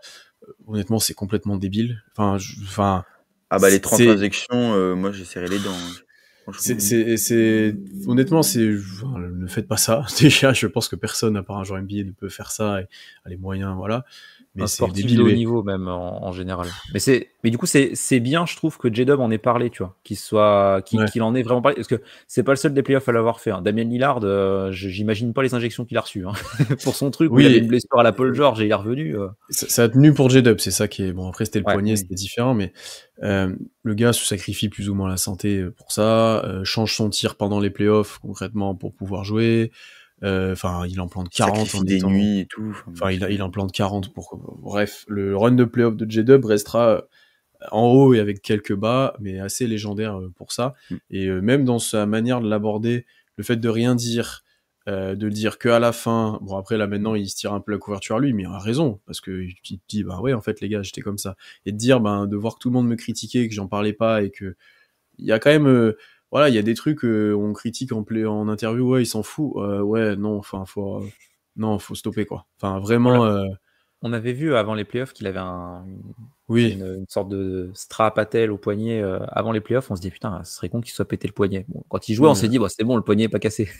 On savait qu'il y avait des soucis au poignet, qu'il allait être opéré globalement, mais là c'était quand même hard et quand il rigole après une défaite en playoff, en fait derrière il se met des grandes injections pour pouvoir jouer. Enfin voilà, il faut pas se fier à tout ce qu'on voit. Ça ferait une petite leçon aussi à. Puis les injections, ça a des conséquences qui peuvent être terribles. J'ai vu passer déjà il y a quelques semaines des trucs du style, c'était plus du foot, mais Benoît Triboulinas à l'époque qui parlait à Séville où il se mettait des grandes injections et qu'en fait il arrive plus à marcher même à un moment donné quoi. J'ai plus le nom du gars qui a perdu une jambe aussi par rapport à ça. Puis même tu penses, je sais pas, à Coupe du Monde que la France gagne, Samuel Umtiti, il joue avec son genou blessé, il a dû se mettre des bonnes injections, il a flingué sa carrière après. Faut pas sous-estimer ce genre de truc. C'est pour ça que je trouve ça cool qu'il en ait parlé. J'espère qu'il sera pas là-dedans et qu'il va bien soigner son poignet, quitte à ce qu'il joue pas en début de saison, tu vois. Là, il est opéré. Qu'il soit opéré, que ça revienne à 100%, qu'il prenne son temps. Puis c'est son poignet de le lead, c'est sa main droite. Après, tu reviens quand même plutôt bien, tu vois quand même que voilà. Mais en gros, oui, il sentait plus rien. Enfin, il le dit, il sentait plus rien du tout.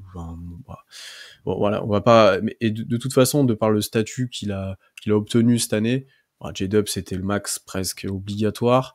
Et je pense que sinon il y a d'autres équipes qui le mettaient parce que vu le profil, vu le joueur, on va être honnête. Tu vois, Paolo Banchero, il prolonge au max au Magic. Est-ce que c'est un meilleur joueur que J-Dub? La question se pose, tu vois. Chacun se fait son avis parce que c'est des. Frank Wagner. Frank Wagner est pas meilleur que J-Dub, ça c'est sûr et certain. C'est quand même une sacrée classe d'écart. C'est ça. Et puis Banchero, J-Dub, t'en as un qui a un numéro 1, l'autre un numéro 2. C'est compliqué, on va dire, de vraiment statuer sur qui est le meilleur que l'autre, mais c'est à peu près la même tranche. Et Banchero, Orlando, il n'y a eu aucune question. Ils ont posé le max, et point barre. J-Dub, All-Star, All-NBA, Defensive Team et 40 points en finale NBA. Qu'est-ce que tu veux pas lui mettre le max? Après, Banchero, c'est la phase de ta franchise. C'est un peu, tu vois, c'est bon. Oui. Là, c'est ton lieutenant. Ah oui, voilà, mais tu vois, c'est à peu près dans le même niveau. Donc, oui. Franchement, c'est comme, je sais pas, à l'époque, Denver, quand ils ont mis le max à Jamal Murray, il y avait plus de questions. Le mec a répondu, Denver a été champion. J-Dub, il a déjà répondu avant même d'avoir son extension, donc il n'y a pas de souci. Prends-le ton argent.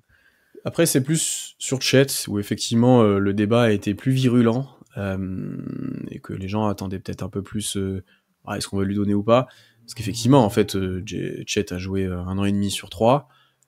Le seul moment où, honnêtement, sur le terrain, il mérite un contrat max, c'est les 15 premiers matchs de la saison. Parce que l'année où il joue tous les matchs, oui, il est très bon, oui, dans le potentiel, peut-être que tu lui donnes, mais t'as pas le niveau d'un joueur de max. Donc voilà, effectivement, tu pouvais attendre peut-être est-ce que lui sera moins payé, etc. Pour le coup, lui, les bonus, va falloir qu'il joue des matchs pour les avoir, parce que pour être les billets team, on en a parlé, Tom, quand tu m'as dit, il faudrait un truc pour qu'il ait besoin de jouer des matchs pour être payé ou des trucs comme ça, ça un peu, parce qu'il faut qu'il ait des récompenses pour pouvoir... voilà. Après, le truc, moi, que je me dis, c'est que là, à l'instant T, Chet n'est peut-être pas un joueur, tu dis le max à tous les coups, ok. Par contre, dans 2 ans, en début de la saison d'après, si l'année prochaine il joue entièrement, qu'il reprend une forme, parce que là il était pas en forme en playoff, faut être honnête, il était hors de forme, peut-être qu'on se dira, bon, là on va le payer, je sais plus, 50 millions, 40 millions, ok, parce que il est deuxième au défenseur de l'année, parce que il est All-Star ou Border All-Star, parce qu'offensivement il y a des progrès, voilà.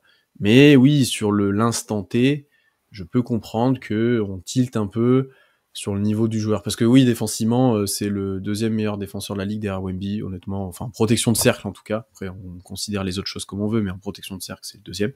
Ouais, le prétendant pour moi. Ouais, prétendant Deepoy.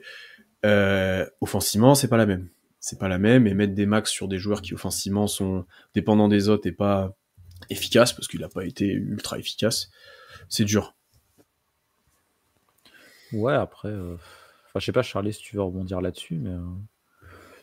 Après, fallait le mettre, c'est ce qu'on va dire après, fallait le mettre. Moi c'est ça, hein. De toute façon, fallait le mettre, c'est sûr. Moi, j'ai pas, enfin, forcément, quand tu vois le prix, ça fait un peu mal, et va quand même falloir, je pense qu'en tout cas, les attentes vont quand même être un petit peu tournées vers lui sur sa capacité à progresser offensivement, à avoir un plus gros rôle, à marquer les 3 points, etc. Enfin, en tout cas, défensivement, tu l'as dit, est-ce qu'il peut encore progresser? Je sais pas.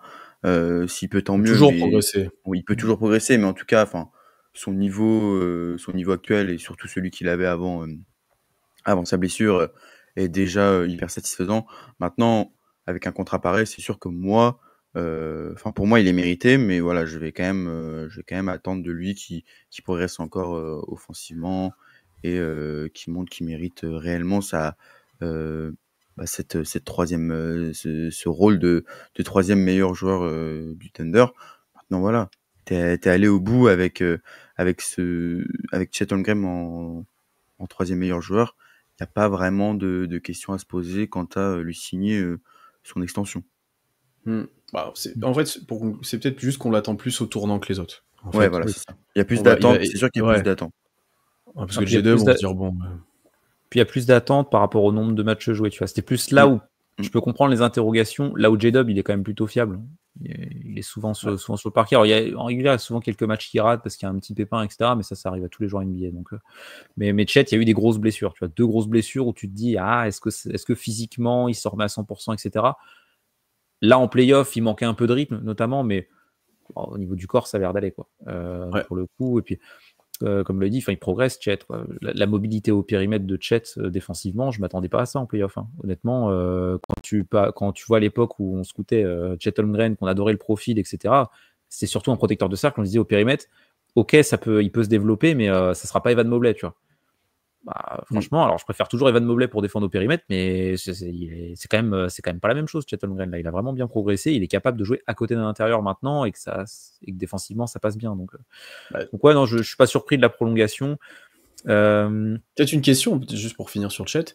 Est-ce qu'on donne plus un max à Chet ou à Evan Mobley ou à Scottie Barnes est-ce que c'est autant mérité? Est-ce que tu vois, Evan Mobley et Deepoy, donc t'as même plus tellement trop le choix de lui donner le max.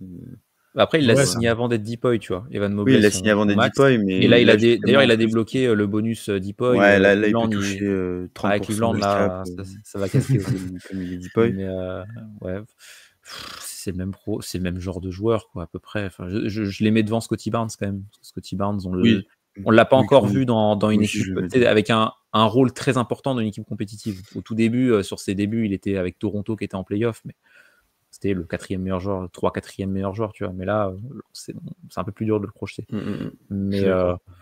ouais, Chet. Alors, le garantie à 240 millions, je crois, pour J-Dub et pour Chet, mais J-Dub, ça peut monter plus haut parce qu'il y a les All-NBA et tout. Alors là où Chet, je crois il y a moins de bonus, entre guillemets. Je sais pas si les options sont déjà sorties, enfin sur ce qu'ils doivent faire. C'était pas, il y a pas tous les En fait, détails. J-Dub, je sais que ça peut monter à 280, 290, dans ces eaux-là, je crois. 287 millions, donc passer à 30% du cap, parce Ouais. qu'en fait, il suffit qu'il soit une fois All-NBA Team sur les 2 prochaines années pour qu'il touche ça.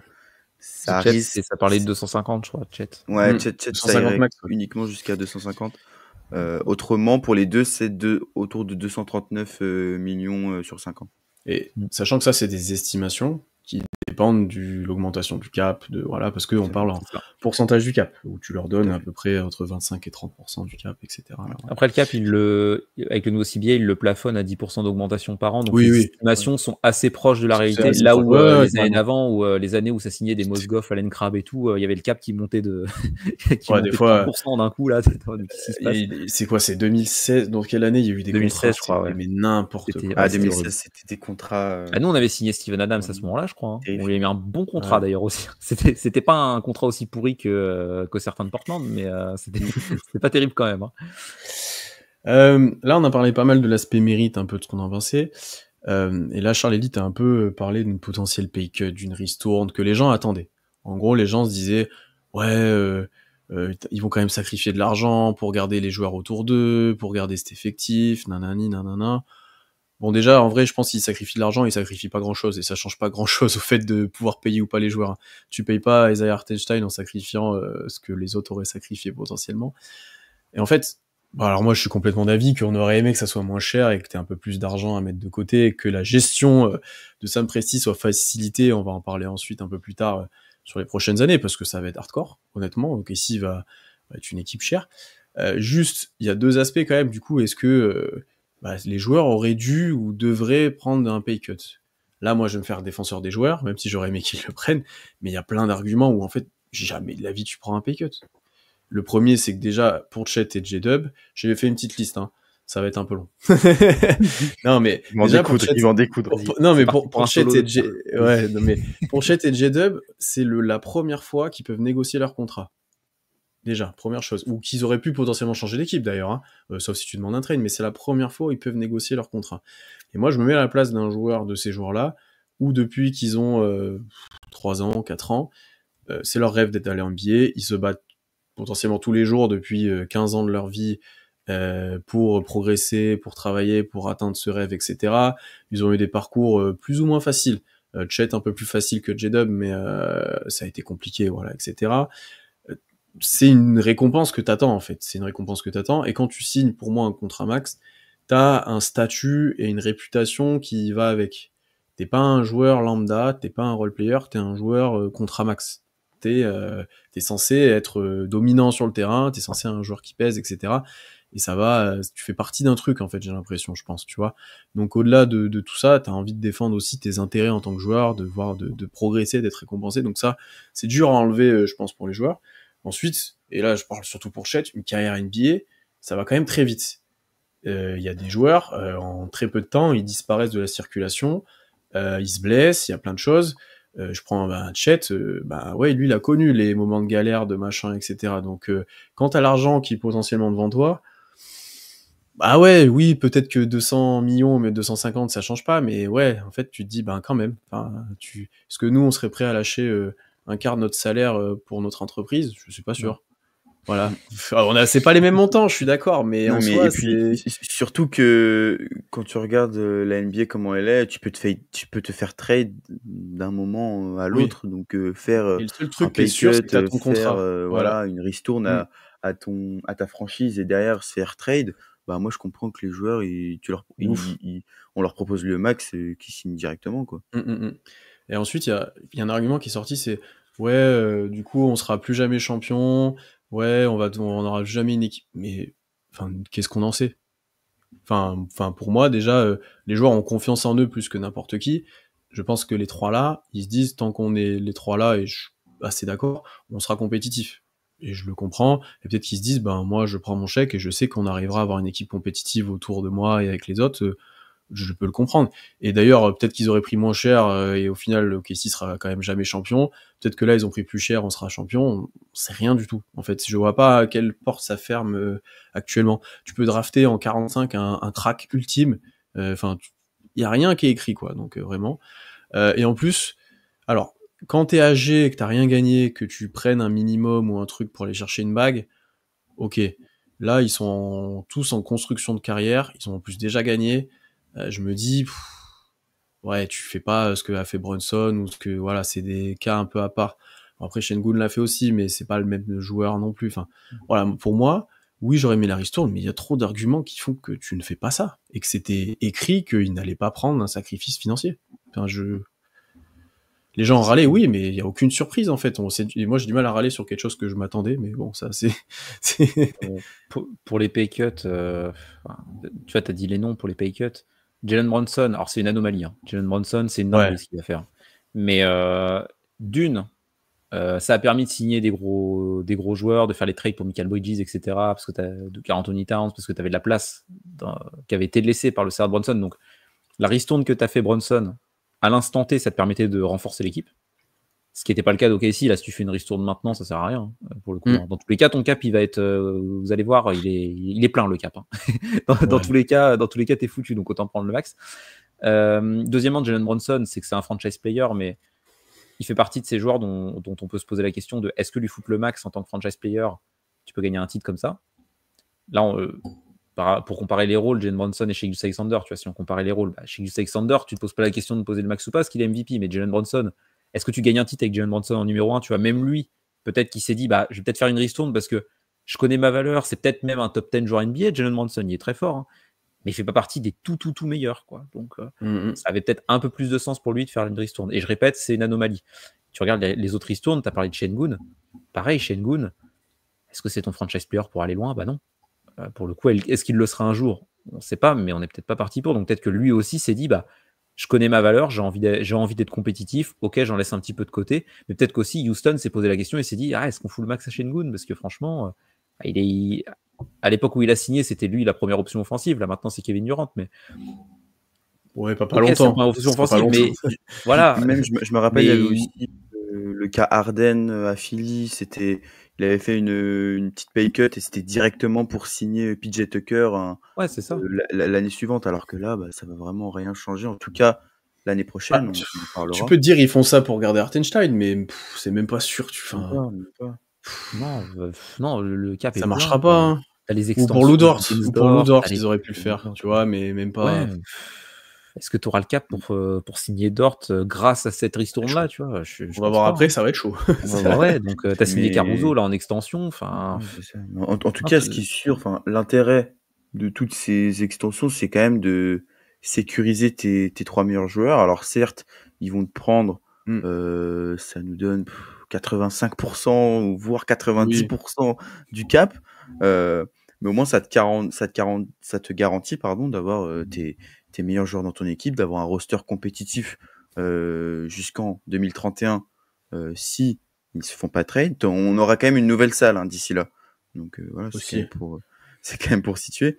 Mais voilà, ça te permet, donc comme je l'ai dit, si tu venais à vouloir te séparer de l'un d'entre eux pour diverses raisons, tu les laisseras pas partir pour $0 en tant que free agent et tu obtiendras forcément quelque chose en échange. Ensuite, c'est un business, la NBA, quoi. Tu regardes, de toute façon, comme vous l'avez dit, un joueur, il peut se faire trader du jour au lendemain. Il n'est pas consulté. Il y en a, ils sont tradés en cours de match. Ils l'apprennent sur le banc à la mi-temps. KD était en conférence. KD, je pense qu'il savait très bien où il allait. Après KD, c'était prévu. Mais il y a, je sais plus, il y a quelques années, c'était Harrison Barnes, je crois. Ça lui était arrivé. Où à la mi-temps d'un match, on lui a dit, en fait, t'es transféré là. En fait, tu vas sortir parce que faut pas que tu te blesses, sinon le truc. Même cet été, alors il a l'air très content de la situation, mais Damian Lillard, il a été coupé par les Bucks, quoi. Il y a un moment donné, le mec était à Milwaukee, les mecs ils se sont dit, on signe Miles Turner, hop, on coupe Lillard, straight provision, ça dégage. Donc pour le coup, les joueurs, ils ont tout à fait raison de négocier. Je sais pas, moi, je vois des fans des Suns qui se plaignent de Bradley Beal, par exemple. Bah, si les Wizards ont été assez cons pour lui foutre un contrat max avec une autre trade clause et que les Suns ont été encore plus cons de le prendre avec ce contrat-là, bah, il a totalement raison d'en profiter. Hein. C'était très bien négocié par son agent d'ailleurs. Hein. Bravo à l'agent de Bradley Beal. Mais les joueurs, ils ont tout intérêt à prendre le max. Et pour ce qui est des ristournes, c'est dans des situations très précises. Il y avait à l'époque Chris Middleton qui avait pris une légère pay cut. Et sinon, tu regardes les très forts joueurs. Les Heatles à l'époque, Wade, Bosh, LeBron, ils font tous une réduc. Mais pourquoi? C'est pour signer LeBron free agent, parce que sinon tu pouvais pas. KD, quand il arrive aux Warriors, il accepte une pay cut, mais c'est que sinon il pouvait pas aller aux Warriors. Donc, il pouvait pas gagner un titre. Voilà, il aurait pas de titre. Bon, selon lui. Ouais. Mais voilà, il y a des raisons de faire des. Tu peux faire des pay cuts, il y a des raisons de le faire potentiellement, mais sinon, là, les 3 joueurs qui ont signé leurs extensions, ils n'avaient aucun intérêt à faire un pay cut pour gagner en compétitivité, ça aurait rien changé. Donc, autant prendre le max, et c'est tout à fait logique. Et pour revenir sur la question sur la phrase on a 3 joueurs au Supermax, donc on gagnera pas le titre. Bah, regardez Denver, hein. Quand ils gagnent le titre, Jokic il est au max, Murray il a pris la Kishta, Michael Porter Jr. a pris la Kishta, et je vous cache pas que j'avais plus de questions sur le Michael Porter Jr. à l'époque que sur Chet Holmgren maintenant, et ils ont quand même été champions. Ça les a pas empêchés de signer Aaron Gordon, de faire des bons coups et de gagner un titre. Donc pour le coup, moi, ça me dérange pas qu'ils prennent le max. Hein. Non, ouais. Et après, d'un aspect de GM maintenant, est-ce qu'eux, ils auraient dû mettre ça sur la table concrètement, ou est-ce que tu dois ne pas t'aligner, voilà. Déjà, je pense qu'ils n'avaient pas le choix, et puis aucun des joueurs. Honnêtement, hein, je pense que sinon, ça prolonge pas forcément, voilà. Et puis après, quel message t'envoies si tu perds l'un de ton Big Three contre rien, parce que tu refuses de lui donner le max, alors que tu viens de gagner un titre. Je pense que là, ça râle parce que ça initie le max. Si les gars partent pour rien, j'aurais bien aimé voir l'état du truc aussi, comment ça aurait râlé. Ça me rappelle un barbu qui après devenu c'est bizarre ça. Il est pas parti pour rien, mais ça faisait chier quand même. Hein. Pour rien, mais bon. Non, et pour puis, pas grand chose non plus. Et puis même dans l'image d'OKC, depuis la reconstruction, tu paries sur ton process, sur le développement de tes joueurs, sur que tu valorises, sur les messages que t'envoies, c'est on prend le temps, on les développe, machin et tout. Tu passes quel message derrière si en fait tu dis en fait on a gagné et puis en fait ils sont trop chers donc on les trade après ou on les reprolonge pas. C'est horrible. J'ai envie de repasser sur Miles Turner avec le proprio des Pacers. Mais... après Miles Turner c'est différent mais ouais mais quand même quoi, t'es allé en finale en 7, t'étais tout près du titre. Miles Turner bon en finale il a pas été très bon mais sur le reste des playoffs c'était super et tu payes pas quoi. Et puis ça veut dire en fait si tu donnes pas le max à Chet par exemple, c'est en gros tu paries contre lui entre guillemets, en gros tu dis tu ne vaudras pas ça. Ce qui est j'ai du mal à voir ça être mis en place au OKC quoi. Donc et puis même dans n'importe quelle franchise, comme tu disais, le message que tu envoies aux joueurs si tu les re-signes pas. Moi, c'était la question que je me posais. Alors après, il y avait un plan en tête, c'était de signer Paul George côté Philly. Quand il a fait ça, Daryl Morey, mais c'était surtout, à l'époque, il n'avait pas fait l'extension de Tyrese Maxey. Oui, il attendait exprès. Pour laisser du cap, pour qu'il n'y ait quasiment plus personne dans l'équipe, en fait, et que là, tu choisis l'équipe. Bon, Paul George, c'était peut-être pas une bonne idée au final, mais tu avais une idée, tu vois. Là, je vois pas l'intérêt de négocier une ristourne. C'est quoi le message que tu envoies aux joueurs? Les joueurs, ils viennent champion NBA et tu leur dis, en fait, on n'a pas envie de vous filer le max. Pendant la saison, quand Caruso il arrive en trade là, et qu'on voit qu'il signe son extension à 80/4, qu'on s'était dit c'est cher. C'est cher, mais par contre, tu t'achètes de la tranquillité, quoi. Le message que tu envoies aux joueurs, c'est ok Alex, t'as des blessures et tout, mais nous on a tradé pour toi, on a confiance en toi, tiens, voilà ton argent, maintenant on parle que de basket, quoi. Et le mec a été monstrueux en play-off. Donc, est-ce qu'il aurait été aussi monstrueux sans avoir eu son extension? La question peut se poser, tu vois, parce que mentalement, tu penses à autre chose qu'au basket. Tu te dis, en fait, j'ai mon contrat, machin. Alors que là, tu signes le max, tu signes les mecs. Bon, au moins c'est fait. Vous êtes dans l'équipe pour l'éternité. Maintenant, on va essayer de construire comme ça et on vous fait confiance, quoi. C'est vrai que t'as déjà atteint le Graal, déjà, t'as déjà gagné avec ce groupe-là. Tu resteras dans tous les cas dans la légende. Peut-être que oui, on se dira ça a été gâché parce que machin, mais ça m'étonnerait qu'on se souvienne de ça pour ces contrats-là.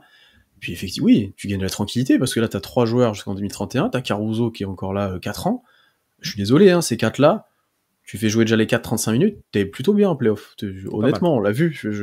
Et puis alors, le chemin pour aller être champion NBA, à Boston, ils étaient trop bien formés, il y avait des joueurs, ils payaient super cher et tout. Alors, là, l'intersaison qu'ils ont fait, ça a vite dégradé juste à une blessure près. Ça peut aller beaucoup, ça peut aller très vite, donc non, je suis d'accord. Et puis après, il y a le grand truc, c'est que, honnêtement, est-ce que vous pensez vraiment pas que Sam Presti, il sait tout ça, en fait, genre, Oui. Le gars a, je pense, 10 trains d'avance sur Clairement. tout le reste de la NBA et il en a 45 sur nous. Genre vraiment, vous avez pas, enfin, pensez pas qu'il y a un plan, qui sait très bien combien que les Bennett peut mettre, qui sait très bien ce qu'il va faire après, qui sait, enfin, Oui, est-ce il a qu'on eu peut une faire discussion. confiance au meilleur GM de la ligue? Est-ce que, enfin, je Non, pense mais il a eu que une quand il discussion, prolonge, quoi. bah, non, mais même quand il prolonge, là, les trois, je pense qu'il leur présente le plan sur leur contrat, en fait. Qu'est-ce qui va se passer? Normalement. Et je Enfin, pense même que ces contrats, ils étaient discutés bien avant, c'est-à-dire, oui, ben, si oui. si on gagne le titre, il y a pas de question les gars, Il y a vous même signez la max, extension, titre ou pas, sans hein. discussion. Titre ou pas, hein. Oui, titre ou pas en vrai, titre ou pas. Oui, c'est ça. Mais là, du coup, tu même plus de questions à te poser, quoi. Non. Le seul truc qui aurait été un grain de sable, c'est genre Chet, au lieu de revenir en fin de saison et de pouvoir jouer les playoffs, il revient pas parce que sa blessure se complique, tu vois. Et là, tu te dis, est-ce que Chet il va revenir à 100%, 100%, la question se pose, mais sinon, enfin, je sais pas, est-ce que vous, à votre taf, vous savez que vous pouvez prétendre à un salaire, il y a une augmentation qui est prévue à ce salaire-là, et tu arrives au moment de signer le contrat et on te dit, bah en fait, on aimerait t'enlever 150 balles sur ton salaire, mais parce qu'on a des galères à niveau budget. Ouais, Ah non, ou on alors, s'en fout. Tu veux ta non, paye, on quoi. t'enlève 150 balles, mais c'est parce qu'on aimerait bien garder l'autre, là, tu sais, qui bosse Voilà, un peu on avec aimerait bien toi. augmenter lui parce qu'il se casse sinon. Bah Après, non, tu t'en oui, fous, toi. oui, on va nous dire c'est pas les mêmes sommes, ils ont pas besoin Oui, de cet c'est sûr, argent, mais machin. Je suis d'accord avec ça, c'est des sommes astronomiques. Mais on a vu aussi certains qui arrivaient à être ruinés très vite. Je vous donne un exemple tout bête, mais oui, ça arrive. C'est c'est sûr. Puis même, enfin, c'est un business. Et puis après, les après-carrières, comme tu l'as dit, les après-carrières, c'est quand tu t'intéresses un peu aux après-carrières de joueurs NBA ou même de sportifs, c'est pas si simple parce que tu c'est passes de hardcore. salaire à millions et puis même de. Il y avait Zachary Rizaché qu'on avait parlé c'est un mode de vie totalement fou la NBA en fait quoi. Les Ouais. restos que tu te fais, c'est pas un resto, c'est pas le resto où tu payes 30 balles quoi. Tu vis pas tu gagnes beaucoup plus, mais tu payes beaucoup plus. Bon, tu restes quand même Non, largement mais gagnant dans l'histoire. Mais un joueur NBA, le, c'est une entreprise. Il a c'est des ça. chefs, il a des coachs. Enfin, Faut- c'est Le fait d'avoir des gros contrats comme ça te permet de préparer ton après-carrière. En plus, la NBA, je crois qu'ils ont des systèmes maintenant, des trucs de comment t'expliquer, comment gérer ton argent et tout. ouais. C'est de mieux en mieux fait apparemment. Et puis même dans le sport, dans le foot, chez Crystal Palace, qui le fait pour les joueurs qui sortent du centre de formation. Mais voilà, l'après-carrière, c'est pas évident. Et puis surtout, tu sais jamais ce qui peut se passer. Bah oui, tu assures le plus d'argent possible. Et puis, tu mets à l'abri tous tes proches. Voilà, et comme tu l'as dit, c'est une entreprise, un joueur NBA, en fait. Donc pour le coup, il n'y a même pas que lui qui décide du contrat. Déjà, en premier, l'agent. L'agent, il récupère une commission sur le contrat. Donc il a tout intérêt à négocier le max. Quoi. C'est tout à fait normal. Non, je pense qu'on était plutôt complet un peu sur cette notion de max ou pas. Maintenant, après, ce qui inquiétait majoritairement les gens et pourquoi ils demandaient une ristourne, c'est la suite. C'est la suite, et là, on va parler de ça. Parce que oui, l'effectif va coûter très cher.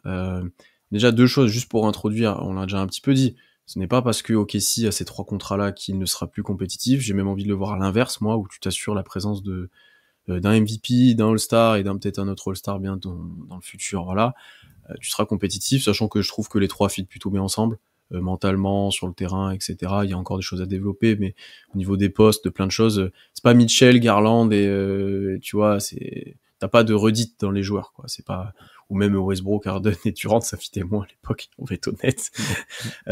Et puis, et après, j'ai envie de dire qu'on le savait, en fait. Enfin, quand tu drafts des joueurs de ce niveau-là, ou que chez tu récupères un joueur de ce niveau-là, on l'avait dit à la signature d'Hartenstein, de Caruso, etc. T'as une fenêtre de 2 ans, il faut que tu maximises sur cette fenêtre-là, après l'équipe ça sera cher et tu seras plus en difficulté. Pour l'instant, la maximisation, elle est nickel, hein, t'as gagné le titre la première année. On l'avait dit que nous, on attendait surtout la deuxième, la première année, t'as déjà gagné. Donc bon, voilà, il faut quand même prendre ça en compte.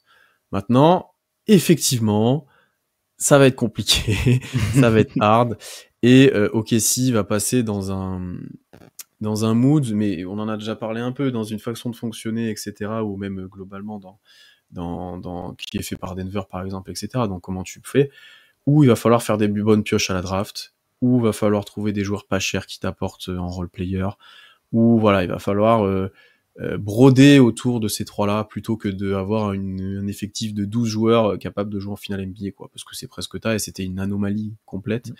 Mais voilà, il va falloir broder autour de ça, quoi. Ouais, après voilà, pour resituer un petit peu, l'an prochain, tu as encore cette fenêtre pour un back-to-back, un potentiel back-to-back, avec le même effectif et une stabilité financière. Bah voilà, regardez Je vous mets le petit graphique. magnifique graphique pour bien comprendre. Mais en gros, voilà, les contrats du trio l'année prochaine seront pas encore rentrés en vigueur. Il n'y a que ceux de Caruso, de Wiggins, de Joe, Mitchell, Jalen qui vont kicker, mais qui sont évidemment beaucoup plus faibles. Donc ça te permet de garder le même effectif et de rester quand même en dessous de la luxury tax, je crois, d'un petit million. Donc ce qui fait que voilà, tu peux garder le même effectif. C'est pour ça aussi que la free agency est relativement calme et que on en reparlera peut-être à la fin. En tout cas, on n'attend pas forcément d'ajout à l'horizon parce que voilà, tu prends un petit peu les mêmes et tu recommences. Mais l'année suivante, comme vous le voyez sur le graphique, ça se complique un petit peu. Donc la saison 2026-2027 parce que les rookies extension de Chet et de J-Dub vont rentrer dans la grille des salaires et ça va clairement changer la donne, sachant que celui de Chet, il arrive que l'année d'après. Mais même t'as celle de Caruso qui arrive aussi, d'ailleurs. Enfin, elle était déjà là avant, mais c'est le Caruso. Ouais, elle est déjà là avant, ouais. Mais ouais, du coup, ça va te propulser théoriquement, évidemment, immédiatement au-dessus de la seconde épreuve. Donc, théoriquement, parce que Presti, évidemment, ne risque pas de laisser passer ça. Mais donc, il va évidemment falloir qu'il œuvre pour rester stable financièrement et avoir une équipe compétitive avec ses meilleurs joueurs, à savoir Shai, J-Dub, Chet, alors qu'ils prennent quand même... je te coupe, je suis désolé, mais en soi, ils peuvent aller en seconde épreuve. Il faut juste que le propriétaire veuille le payer. Enfin... Mais oui, mais le problème, c'est que t'as des sanctions, t'as des... Après, alors, c'est vraiment des sanctions très vénères. C'est quasiment hard cap, quand même, le second épreuve. Oui. Le truc avec la seconde épreuve, c'est que tu peux... En plus, Presti qui aime bien échanger ses pics, etc., je crois que tu peux plus échanger tes pics, tes pics de premier tour pendant 7 ans, un truc comme ça. Enfin, en fait, il y a plusieurs choses. C'est que au-delà de construire un effectif un peu compétitif autour des joueurs et sans trop exploser la finance, effectivement, il faut que tu évites d'être dans la seconde épreuve parce que tu as des limites après dans ta marge de manœuvre. Tu peux utiliser même moins d'exceptions sur tes contrats. Tu as moins de pics. Tu peux faire moins de trades, etc. Tu peux perdre des choix de draft après, etc. Et ce qu'il faut éviter aussi, c'est ça qui sera assez chiant, c'est d'être dans la repeater tax où si 3 ans sur tes 4 dernières années, tu es au-dessus de la taxe, etc., tu es sanctionné, c'est là que tu as des choix de draft qui sont automatiquement 30e, tu peux être sanctionné, etc. C'est les deux choses, en fait, aussi qu'il va falloir regarder, parce que OKC peut être au-dessus de la taxe et au-dessus de la first ou la seconde apron, en soi, si le propriétaire veut payer. Mais ouais, t'as des pénalités dont on n'est pas habitué à ça au OKC et t'es pas habitué à ça.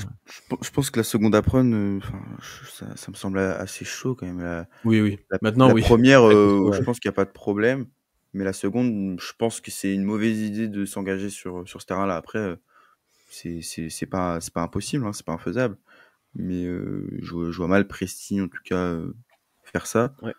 Mais en tout cas, ce qui est sûr, c'est que tu pourras pas garder tout le monde.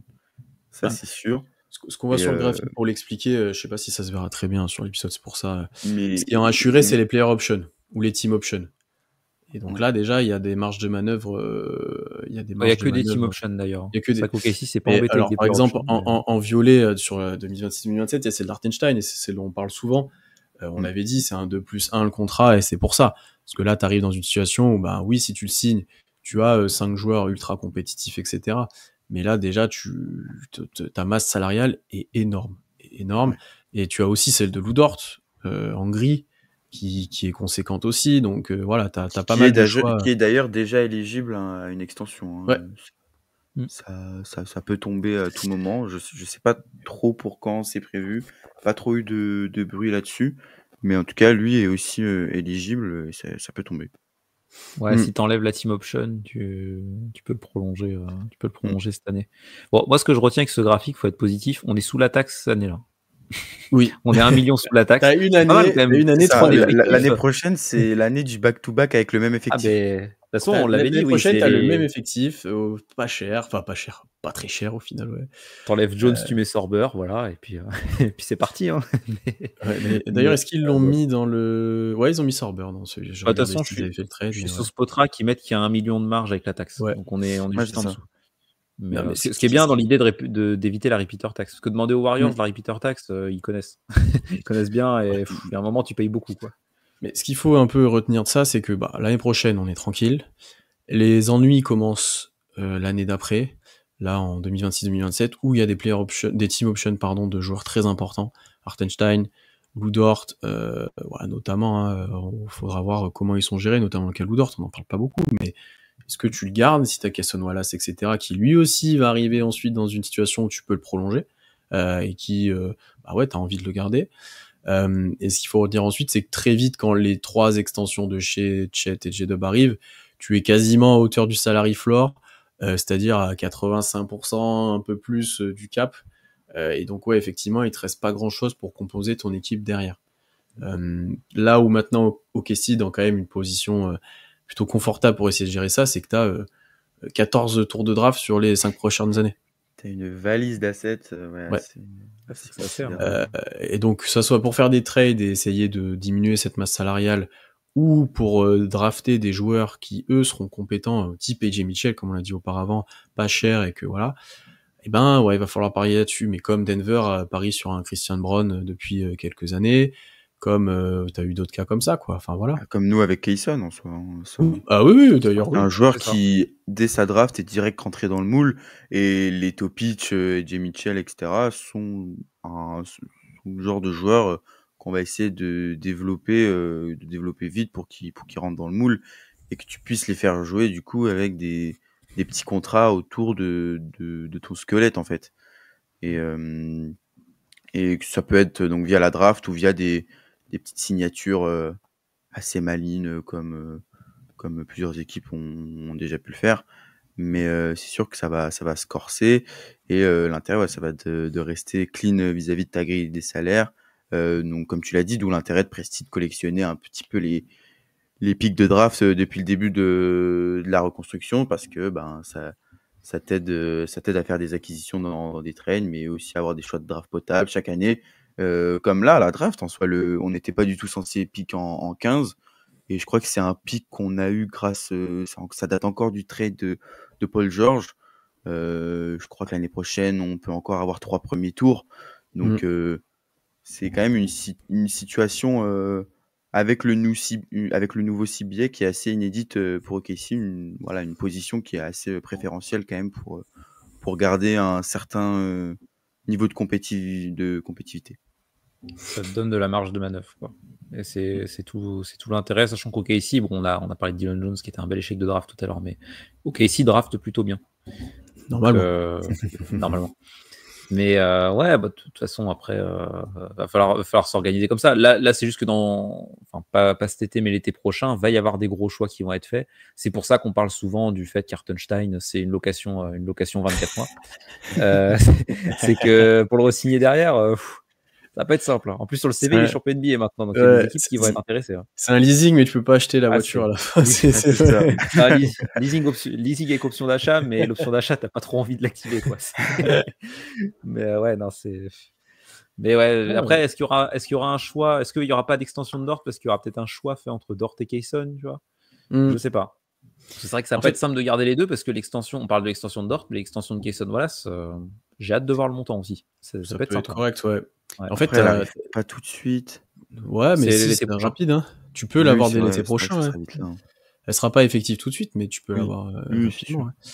Non, en fait, OKC a réussi à maximiser les assets dont ils avaient pour ces 2 ans là, les 2 ans qui sont là et qui sont dans une très belle fenêtre de titres.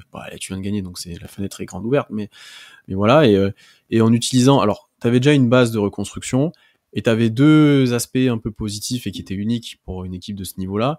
C'était le salary cap et les choix de draft. Le salary cap, c'est bon, là tu les as cramés, t'en as plus, c'est fini, voilà. Maintenant, il y a les choix de draft, qu'il va falloir en faire quelque chose, et pas donner 5 secondes tours pour Dillon Jones ou des choses comme ça. Il va falloir faire des très bonnes choses, voilà. Et ça, je pense qu'on est plutôt confiant quand même là-dessus. Alors après, effectivement, c'est parier sur souvent des jeunes joueurs pour compléter ton effectif. Parce qu'OKC, c'est pas les Lakers, tu vas pas signer des vétérans qui seront compétitifs directement pour ton équipe à peu cher. Ce qui marche de moins en moins, d'ailleurs, j'ai quand même l'impression. Hein. Je vais être honnête, surtout dans le jeu d'OKC, j'ai du mal à voir ça marcher, mais bon. Voilà, t'es obligé de parier sur des jeunes joueurs, quoi. Ouais, tu Mm. drafteras peut-être des joueurs juniors, seniors, tu vois, à la fac, de temps en temps. Oui, Après, ici a plutôt drafté, tu vois, des Kayson Wallace, Topic, Sorber, c'est des très jeunes joueurs, hein. Mais quand tu arriveras à ce moment où tu es vraiment ric-rac niveau cap, ouais. quand tu vois un mec qui est performant à la fac, tu te dis bon bah on va le prendre. Et puis tu vois, après, si ça donne Chris Duarte, bah tant pis. Et puis si ça donne, bon, j'ai pas d'exemple qui me vient comme ça Chris de mec Duarte, ouais. à Chris Duarte, ouais, c'était pas facile. Et Bah, drafté loterie, hein. Desmond Bain a été drafté Ouais, plutôt voilà, vieux, je crois. Desmond Bain, je crois que oui, il est drafté tard, Mm. entre guillemets. Mais ouais, voilà, t'as toujours moyen de toute façon de bricoler. Mais voilà, ça va beaucoup reposer sur la draft. Pour l'instant, le plan de Sam Presti est parfait. Maintenant, il va falloir bien drafter. Ah, on verra. Si tu draftes mal, bon bah tant pis, mais on peut pas dire que le plan de Sam Presti était mauvais à la base, quoi. Là, pour le coup, les pics de Bah, draft, on sait pourquoi il les collectionne. surtout C'est pas que, parce que c'est un fanatique des pics de draft, quoi. C'est qu'il y a une idée. en fait, derrière la avec le nouveau CBA, quand tu as des joueurs de ce calibre, je vois pas ce que tu peux faire vraiment de mieux que là, ce qui est en train de faire Presti, quoi. Bah, après, Ouais. c'est normal, hein. Enfin, quand t'as 3 stars que t'as quasiment drafté qui se performent, à un moment, faut payer et tu te retrouves à devoir. Enfin, sinon, t'as que des super teams en fait. T'as 4 super Tous les teams et. contenders Ouais, sont comme ça, hein. Donc, ouais. Oui, il y a rarement d'équipes championnes qui sont pas dans la taxe ou qui sont pas. Enfin, Ça bah arrive nous. rarement, hein. après, Oui, t'as mais des équipes qui sont oui, dans la oui. taxe mais Sinon, qui sont pas C'est championnes. pour ça. C'est ce que je disais. On est une anomalie. C'est vraiment, ouais. c'est une anomalie la saison qui vient d'être réalisée. Donc non. Voilà un petit peu sur ces contrats. Je remets les scènes. Voilà un petit peu sur ces contrats. On a fait un peu le tour. On n'est pas spécialiste du cap encore une fois, mais on a essayé d'expliquer ça de manière simple, justement à notre niveau de compréhension, etc. Je pense que cette petite image, vous pouvez la retrouver sur Twitter. Il y en a pas mal qui l'avaient partagée. Peut-être je la mettrai en lien, mais elle est assez cool pour se représenter tout ça. Et Sportrack, bien entendu, comme l'a dit Tom, qui est très détaillé sur les contrats et qui permet d'illustrer ça. Mais après, si vous voulez lire CBA et aussi interagir avec nous sur ça, c'est avec plaisir. On prendra pas ce temps-là, mais voilà, on essaie de comprendre au niveau qu'on peut et de ce qu'on peut lire aussi. Il va falloir faire des choix, il va falloir bien drafter, etc. Donc on verra voilà, ce qui peut être fait par OKC. Peut-être juste avant de parler un tout petit peu de la Summer League, on a été long là sur cette partie-là, on était sûr, c'était le nerf de la guerre.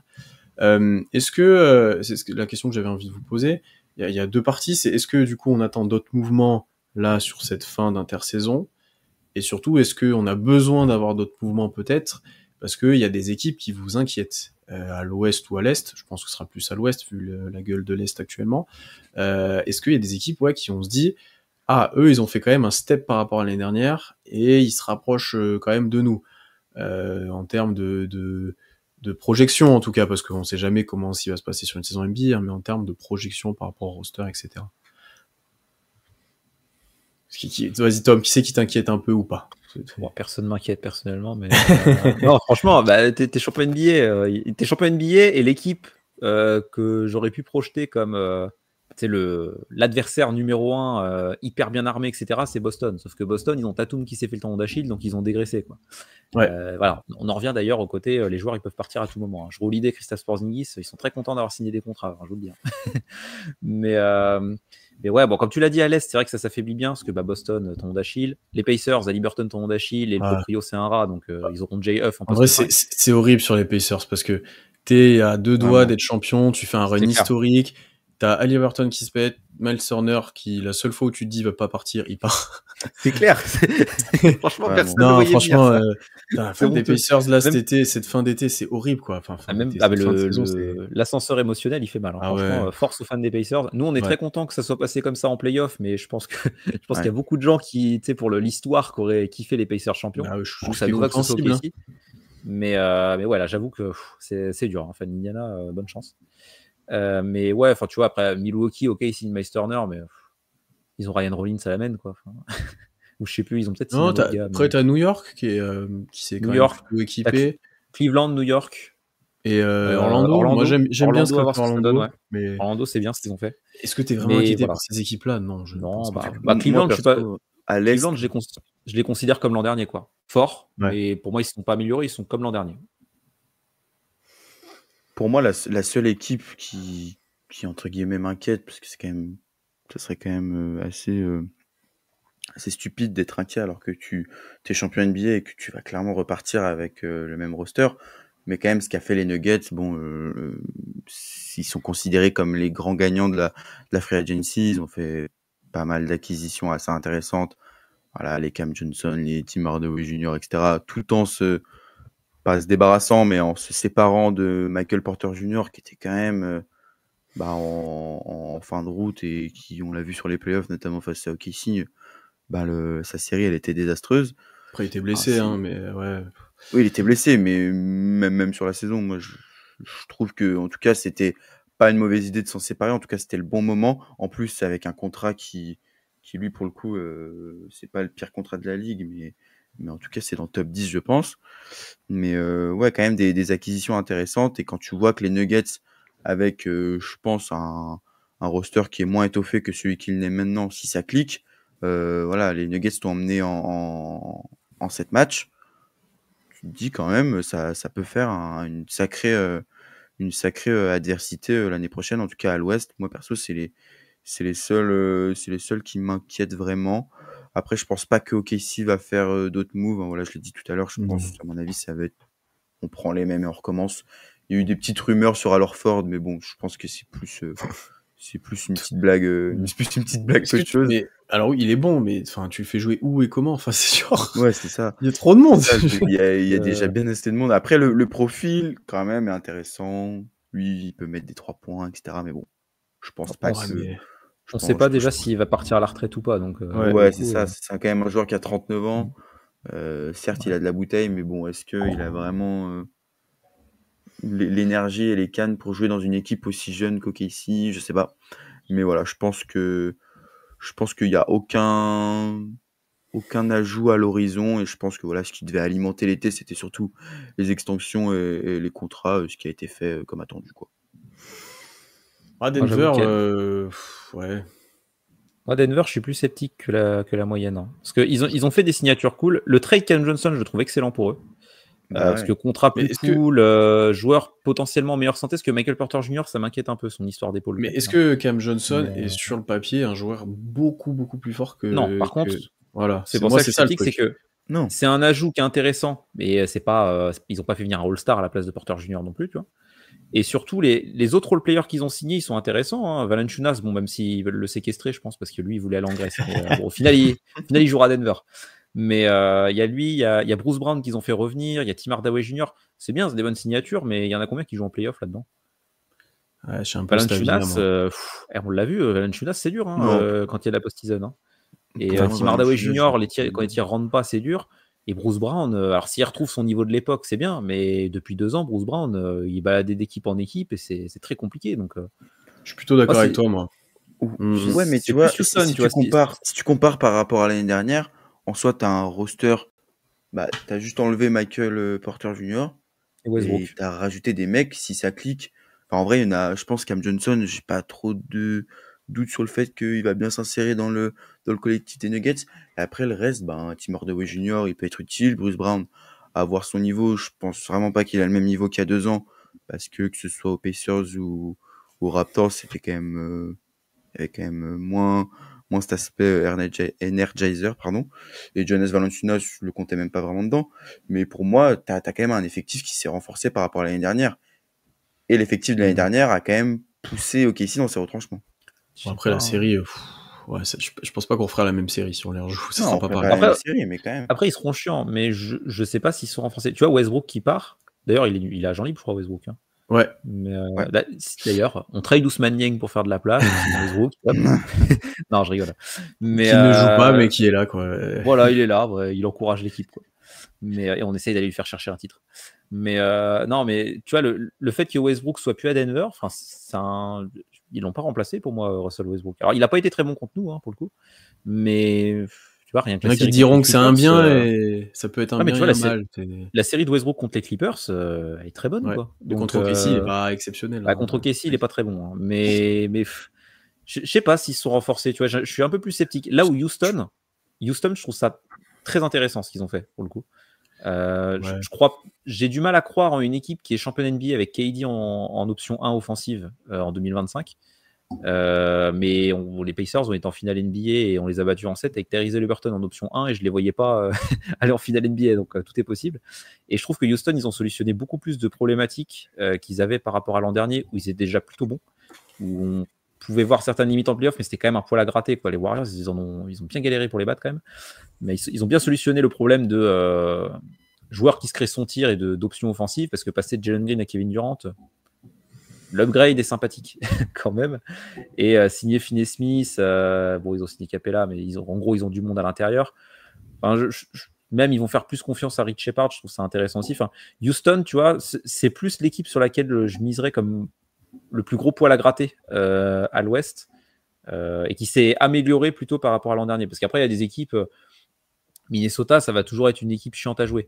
Même s'ils ont perdu Alexander Walker, mais c'est toujours une équipe chiante à jouer, mais ils ne sont pas améliorés. Enfin, les Lakers, pas spécialement non plus.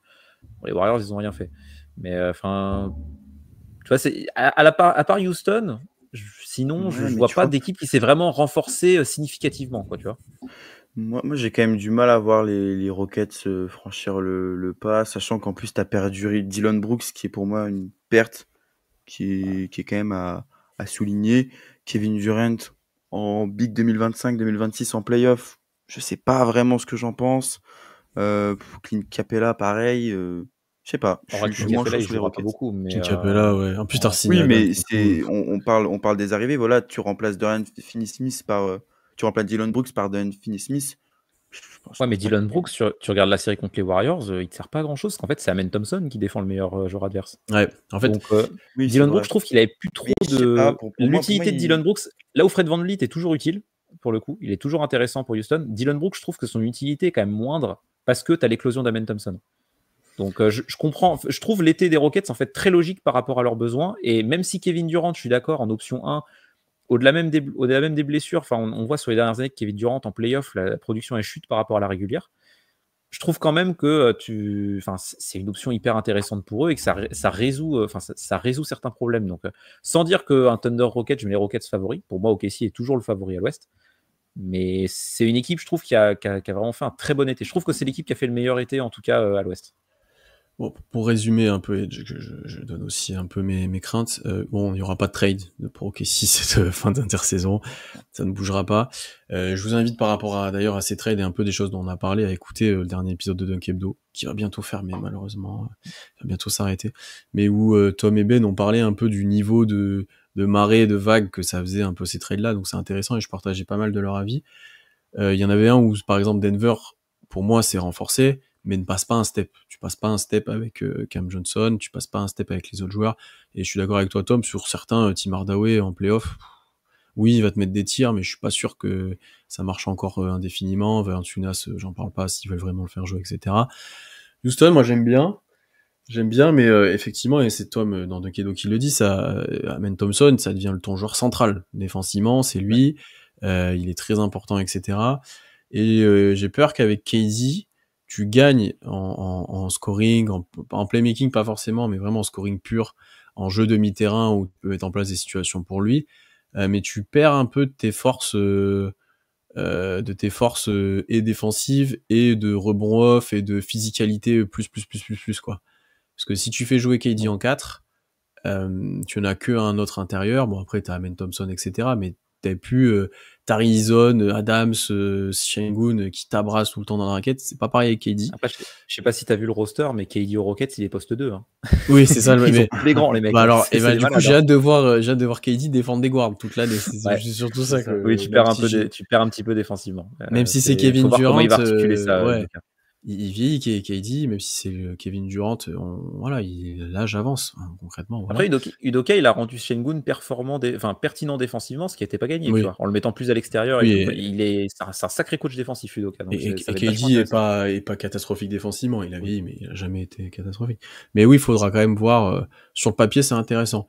Après, sur le reste, moi, il faut qu'il soit à 100%, et c'est compliqué, mais genre Dallas à 100%, j'aime pas trop.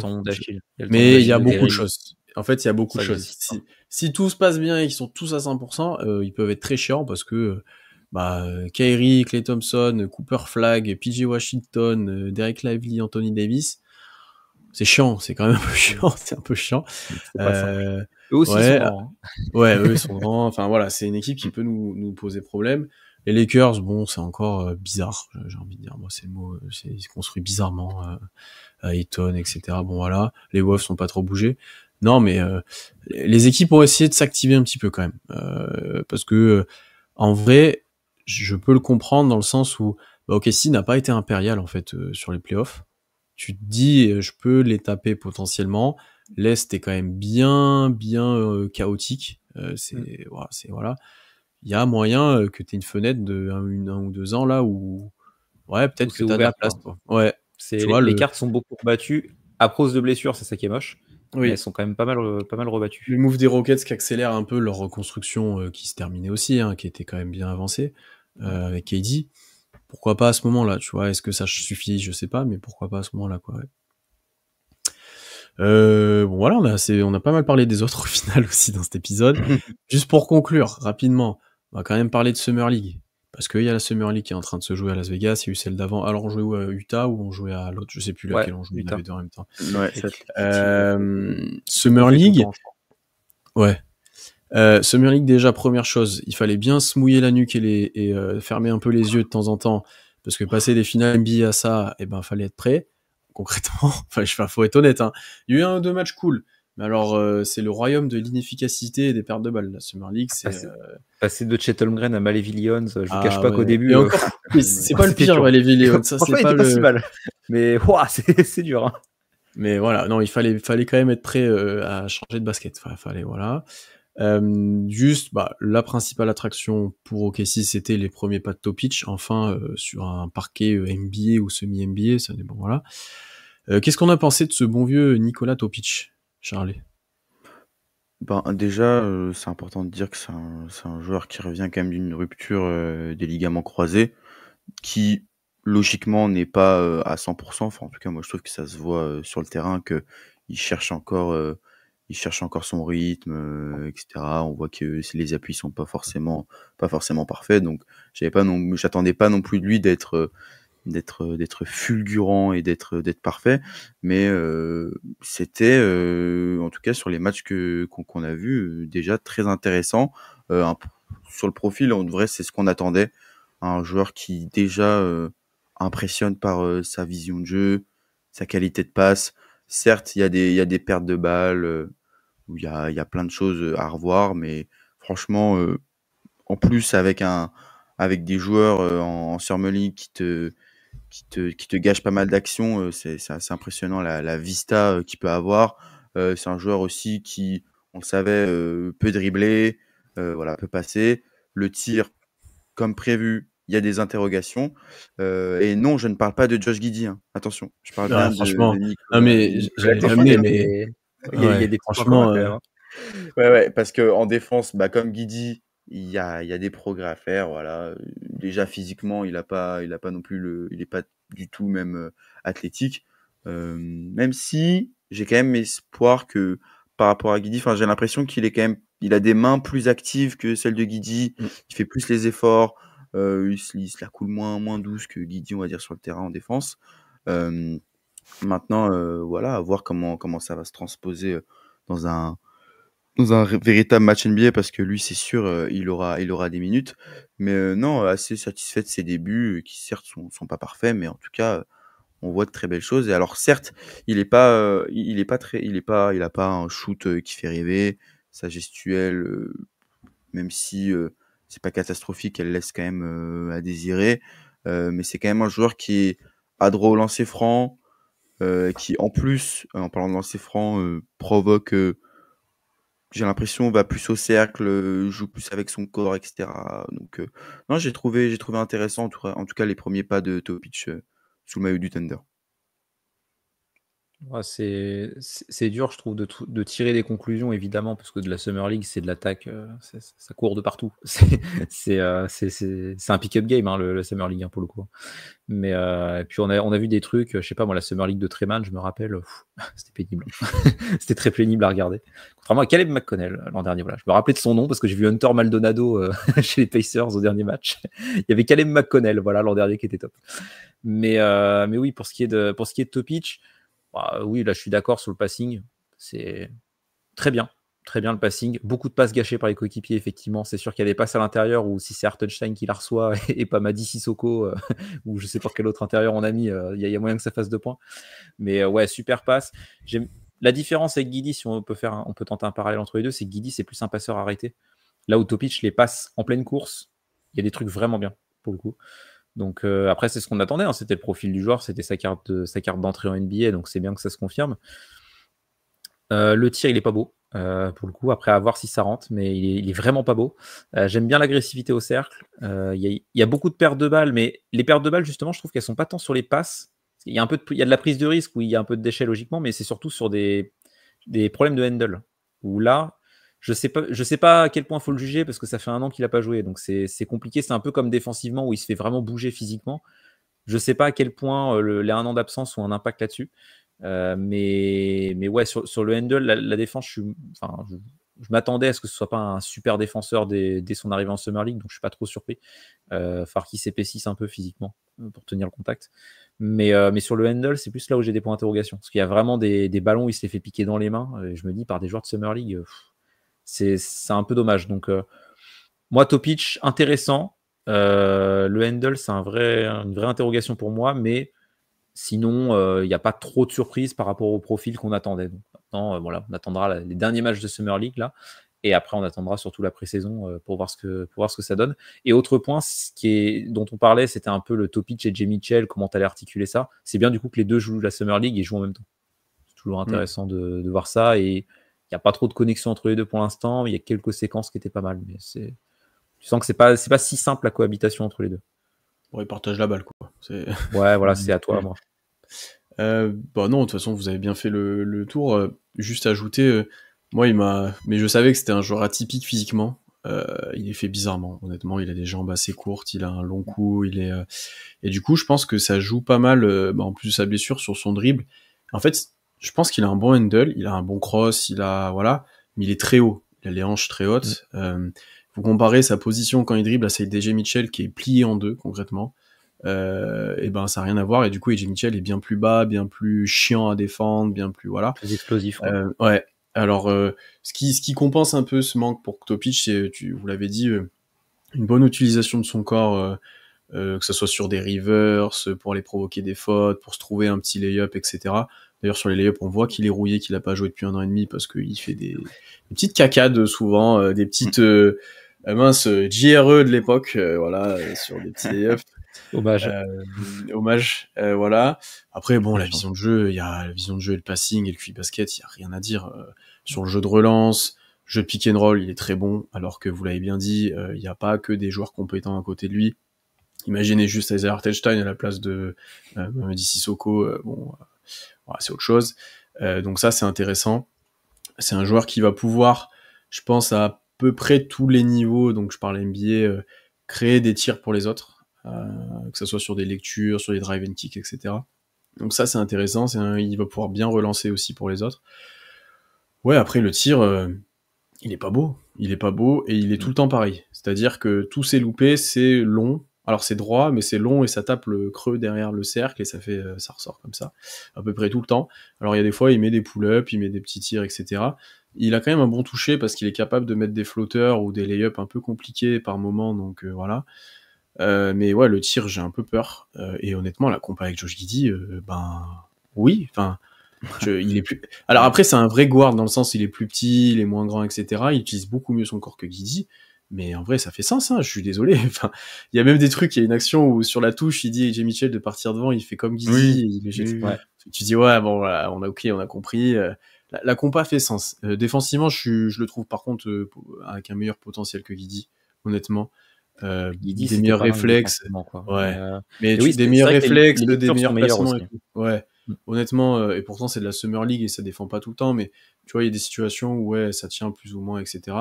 Après, ouais, il y a des pertes de balles où il arrive pas à remonter la balle face aux gars adverses. Enfin, voilà, il y a de la rouille, il y a des progrès à faire aussi là-dessus. Ouais, en fait, lui, est-ce que il est assez bon pour qu'on lui donne la balle quand il sera sur le terrain l'année prochaine? Je sais pas. Sachant que tu n'as pas forcément de temps à perdre, tu vas avoir des grosses envies encore de titre l'année prochaine et des espoirs, etc., des exigences. Est-ce que tu as envie de sacrifier un peu de ça pour lui donner la balle en main parce qu'il y aura du déchet, il y aura des bonnes choses, il y aura du déchet, quoi. Je sais pas. Alors après, avoir un profil comme ça, vraiment passeur, en sortie de banc quand Shea n'est pas là, pour t'amener des tirs faciles, pour amener autre chose à J-Dub, etc., je trouve ça intéressant. Pour le coup, mais bon. Ouais, carrément. Mais c'est vrai qu'en plus, off-ball, il va pas trop te servir. Donc, il sert à rien, il a pas de tir. Ouais, c'est ça. Il faut qu'il traîne dans la raquette, à mi-distance, tu vois, pour essayer de faire le connecteur. Mais sinon, ouais, c'est plus compliqué. C'est vrai que oui, le handle, par contre, c'est vrai oui, c'est peut-être le fait qu'il soit un peu haut et qu'il a pas une si mauvaise technique de main, parce que c'est vrai que je me rappelle d'une séquence où il lâche un cross, quoi. Il lâche un cross, il y a des fois, il est vraiment pas mal. Donc, même le dernier match, il est en ISO face à un grand, il fait un cross, il se trouve un bon lay-up, il le loupe, mais il arrive à se créer un petit truc. Alors après, des fois, oui, quand tu perds la balle dans les mains, bon, voilà, là, ton handle n'a pas suivi sur cette action-là, mais ouais, je pense que c'est surtout un problème de position plus que de la balle dans les mains, quoi, vraiment. Après, on a pris le seul cercle qui ne sait pas tirer, quoi. Moi, ça m'embête un peu. c'est vraiment. Toujours ce problème dans les drafts de Casey, le tir. Ouais, c'est fou en vrai. D'autres joueurs à mentionner, bon, il y a AJ Mitchell qui est dans la zone je n'ai rien à faire là. Au-dessus. Il force un peu. On doit être honnête. Il force parce qu'il est clairement au-dessus. Honnêtement. La manière dont il joue est pas trop dans le collectif, mais en Summer League c'est compliqué de toute façon. Mais tu vois, dès le premier match, il en plante 24, je crois. En mode il va au cercle, personne n'arrive à l'arrêter. Ouais, ok, il y a des matchs où il y a des pertes de balles parce qu'ils tentent des trucs et parce que les mecs ont des savonnettes à la place des mains, mais franchement, sinon, il est au-dessus du lot. Et Jimmy Mitchell, c'est bien, c'est ce qu'on attendait parce que de toute façon, il était rotation l'an dernier. Donc, je suis impressionné par la polyvalence dans le scoring, dans les tirs qu'il a pu se créer. Il y a eu du près du cercle, il y a eu du post-up, il y a eu du pull-up à mi-distance, il y a eu du pull-up à 3 points, il y a eu du spot-up à 3 points, il y a eu... Alors après, il a beaucoup de tirs, ça aide. Il y a eu du tir en course aussi, avec des genres de tir drop, des trucs comme ça. Donc, il y a eu beaucoup de choses. Puis même en playmaking, c'est vraiment pas inintéressant, ce qu'il propose. Forcément, t'as Topic à côté qui illumine dans ce secteur-là, mais je trouve qu'AJ Mitchell a quand même de sacrés arguments. Il fait quand même souvent les bonnes lectures. Donc non, ça fait plaisir de le voir à ce niveau. Et en plus, l'année dernière, je me rappelle que déjà en Summer League, il n'était pas à ce niveau-là, mais il était déjà quand même un cran au-dessus par rapport aux autres joueurs. On avait bien aimé. Il a été dominant, il était... et ensuite, Brooks Barnhizer, on en a un peu parlé quand même aussi. Intéressant aussi. C'est cool parce qu'ils jouent tous dans le 5, là, ceux qu'on a envie de voir, on les voit beaucoup. Ouais. Pour l'instant, ils sont pas fait reposer en plus. Enfin, c'est incroyable, c'est bizarre pour la Summer League, mais moi, le truc qui marque quand on le voit, c'est quand même l'intensité qu'il met chaque seconde du match. Et il perd la balle, c'est pas grave, il revient pleine balle. Voilà, il a une activité Caruso-esque, j'ai envie de dire, des fois. Avec les 6-7 interceptions, c'est un peu ça. Mais oui, après, on l'a déjà dit un petit peu, le tir n'est pas trop présent. Alors que pour le coup, il a un bon jeu de post-up. Et en drive, des fois, c'est intéressant, mais vraiment, le tir à 3 points est pas optimal, quoi. Il est pas beau, le tir non plus. Là où c'est encore un joueur qui tire pas. Mais il est pas beau. Par contre, il a bien compris le mindset défensif d'OKC. Ah ouais. Là, il est en plein dedans, quoi. Il y a pas de souci, Brooks. Hein, tu rentres quand tu veux. Mais ouais, offensivement, c'est un peu frustrant. Mais à voir. Après, il a un two-way, quoi. C'est pas, on n'a pas des attentes démesurées envers lui, mais Summer League, c'est au moins défensivement, c'est intéressant. Bon, c'est ce qu'on a dit tout à l'heure globalement, mais après oui, pas globalement d'énormes attentes sur lui, mais quand même intéressant. Il y a un bout de toucher, un peu de handle, un petit peu de passe aussi qui est pas inintéressant. Mais ouais, le 3 points à travailler indéniablement. Chip, t'as du boulot. Je sais pas s'il est encore là, je pense, mais t'as du boulot. Si, il est encore là. Si. Topic, ça fait 1 an qu'il tire, bon. La mécanique est dégueulasse. Hein. Ouais, clairement. Mais après, en réalité, Chip, on arrête les congés, là. Tu reviens. Ouais.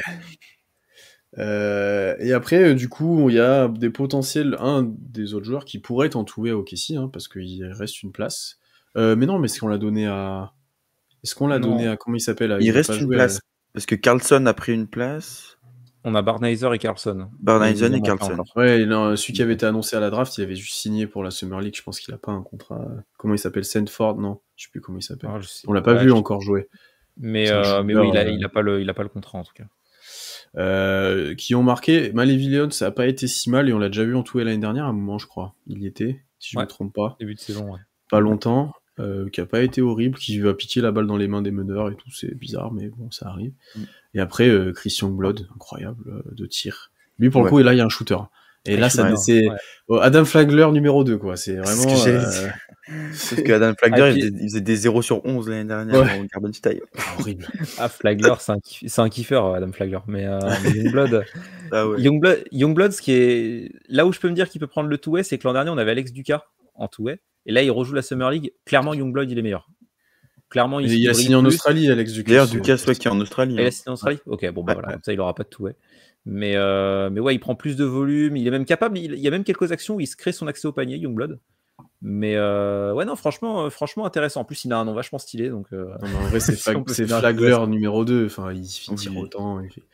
Après, par contre, le maillot OKC, Youngblood, machin, ouais, énervé. C'est méchant.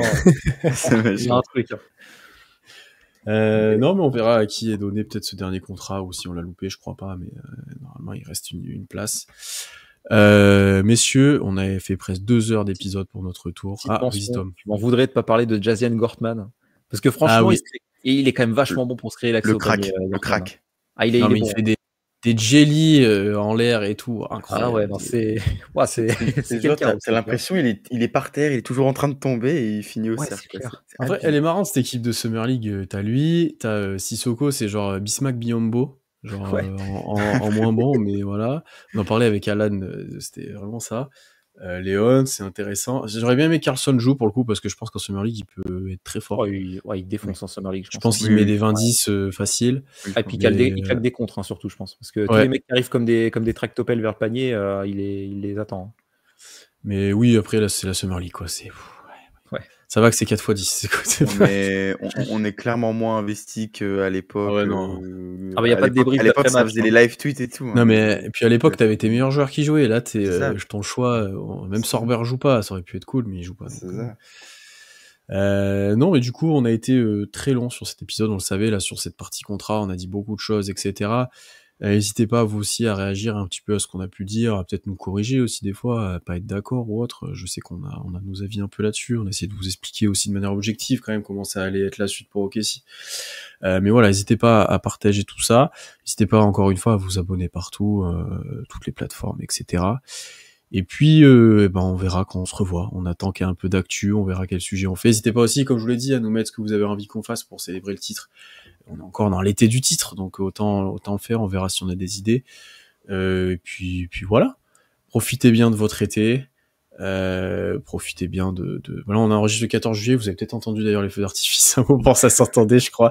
Donc profitez bien de l'été, du Tour de France, de tout ça, voilà, de tout ce qui se passe l'été. Et puis à bientôt, salut tout le monde. Salut.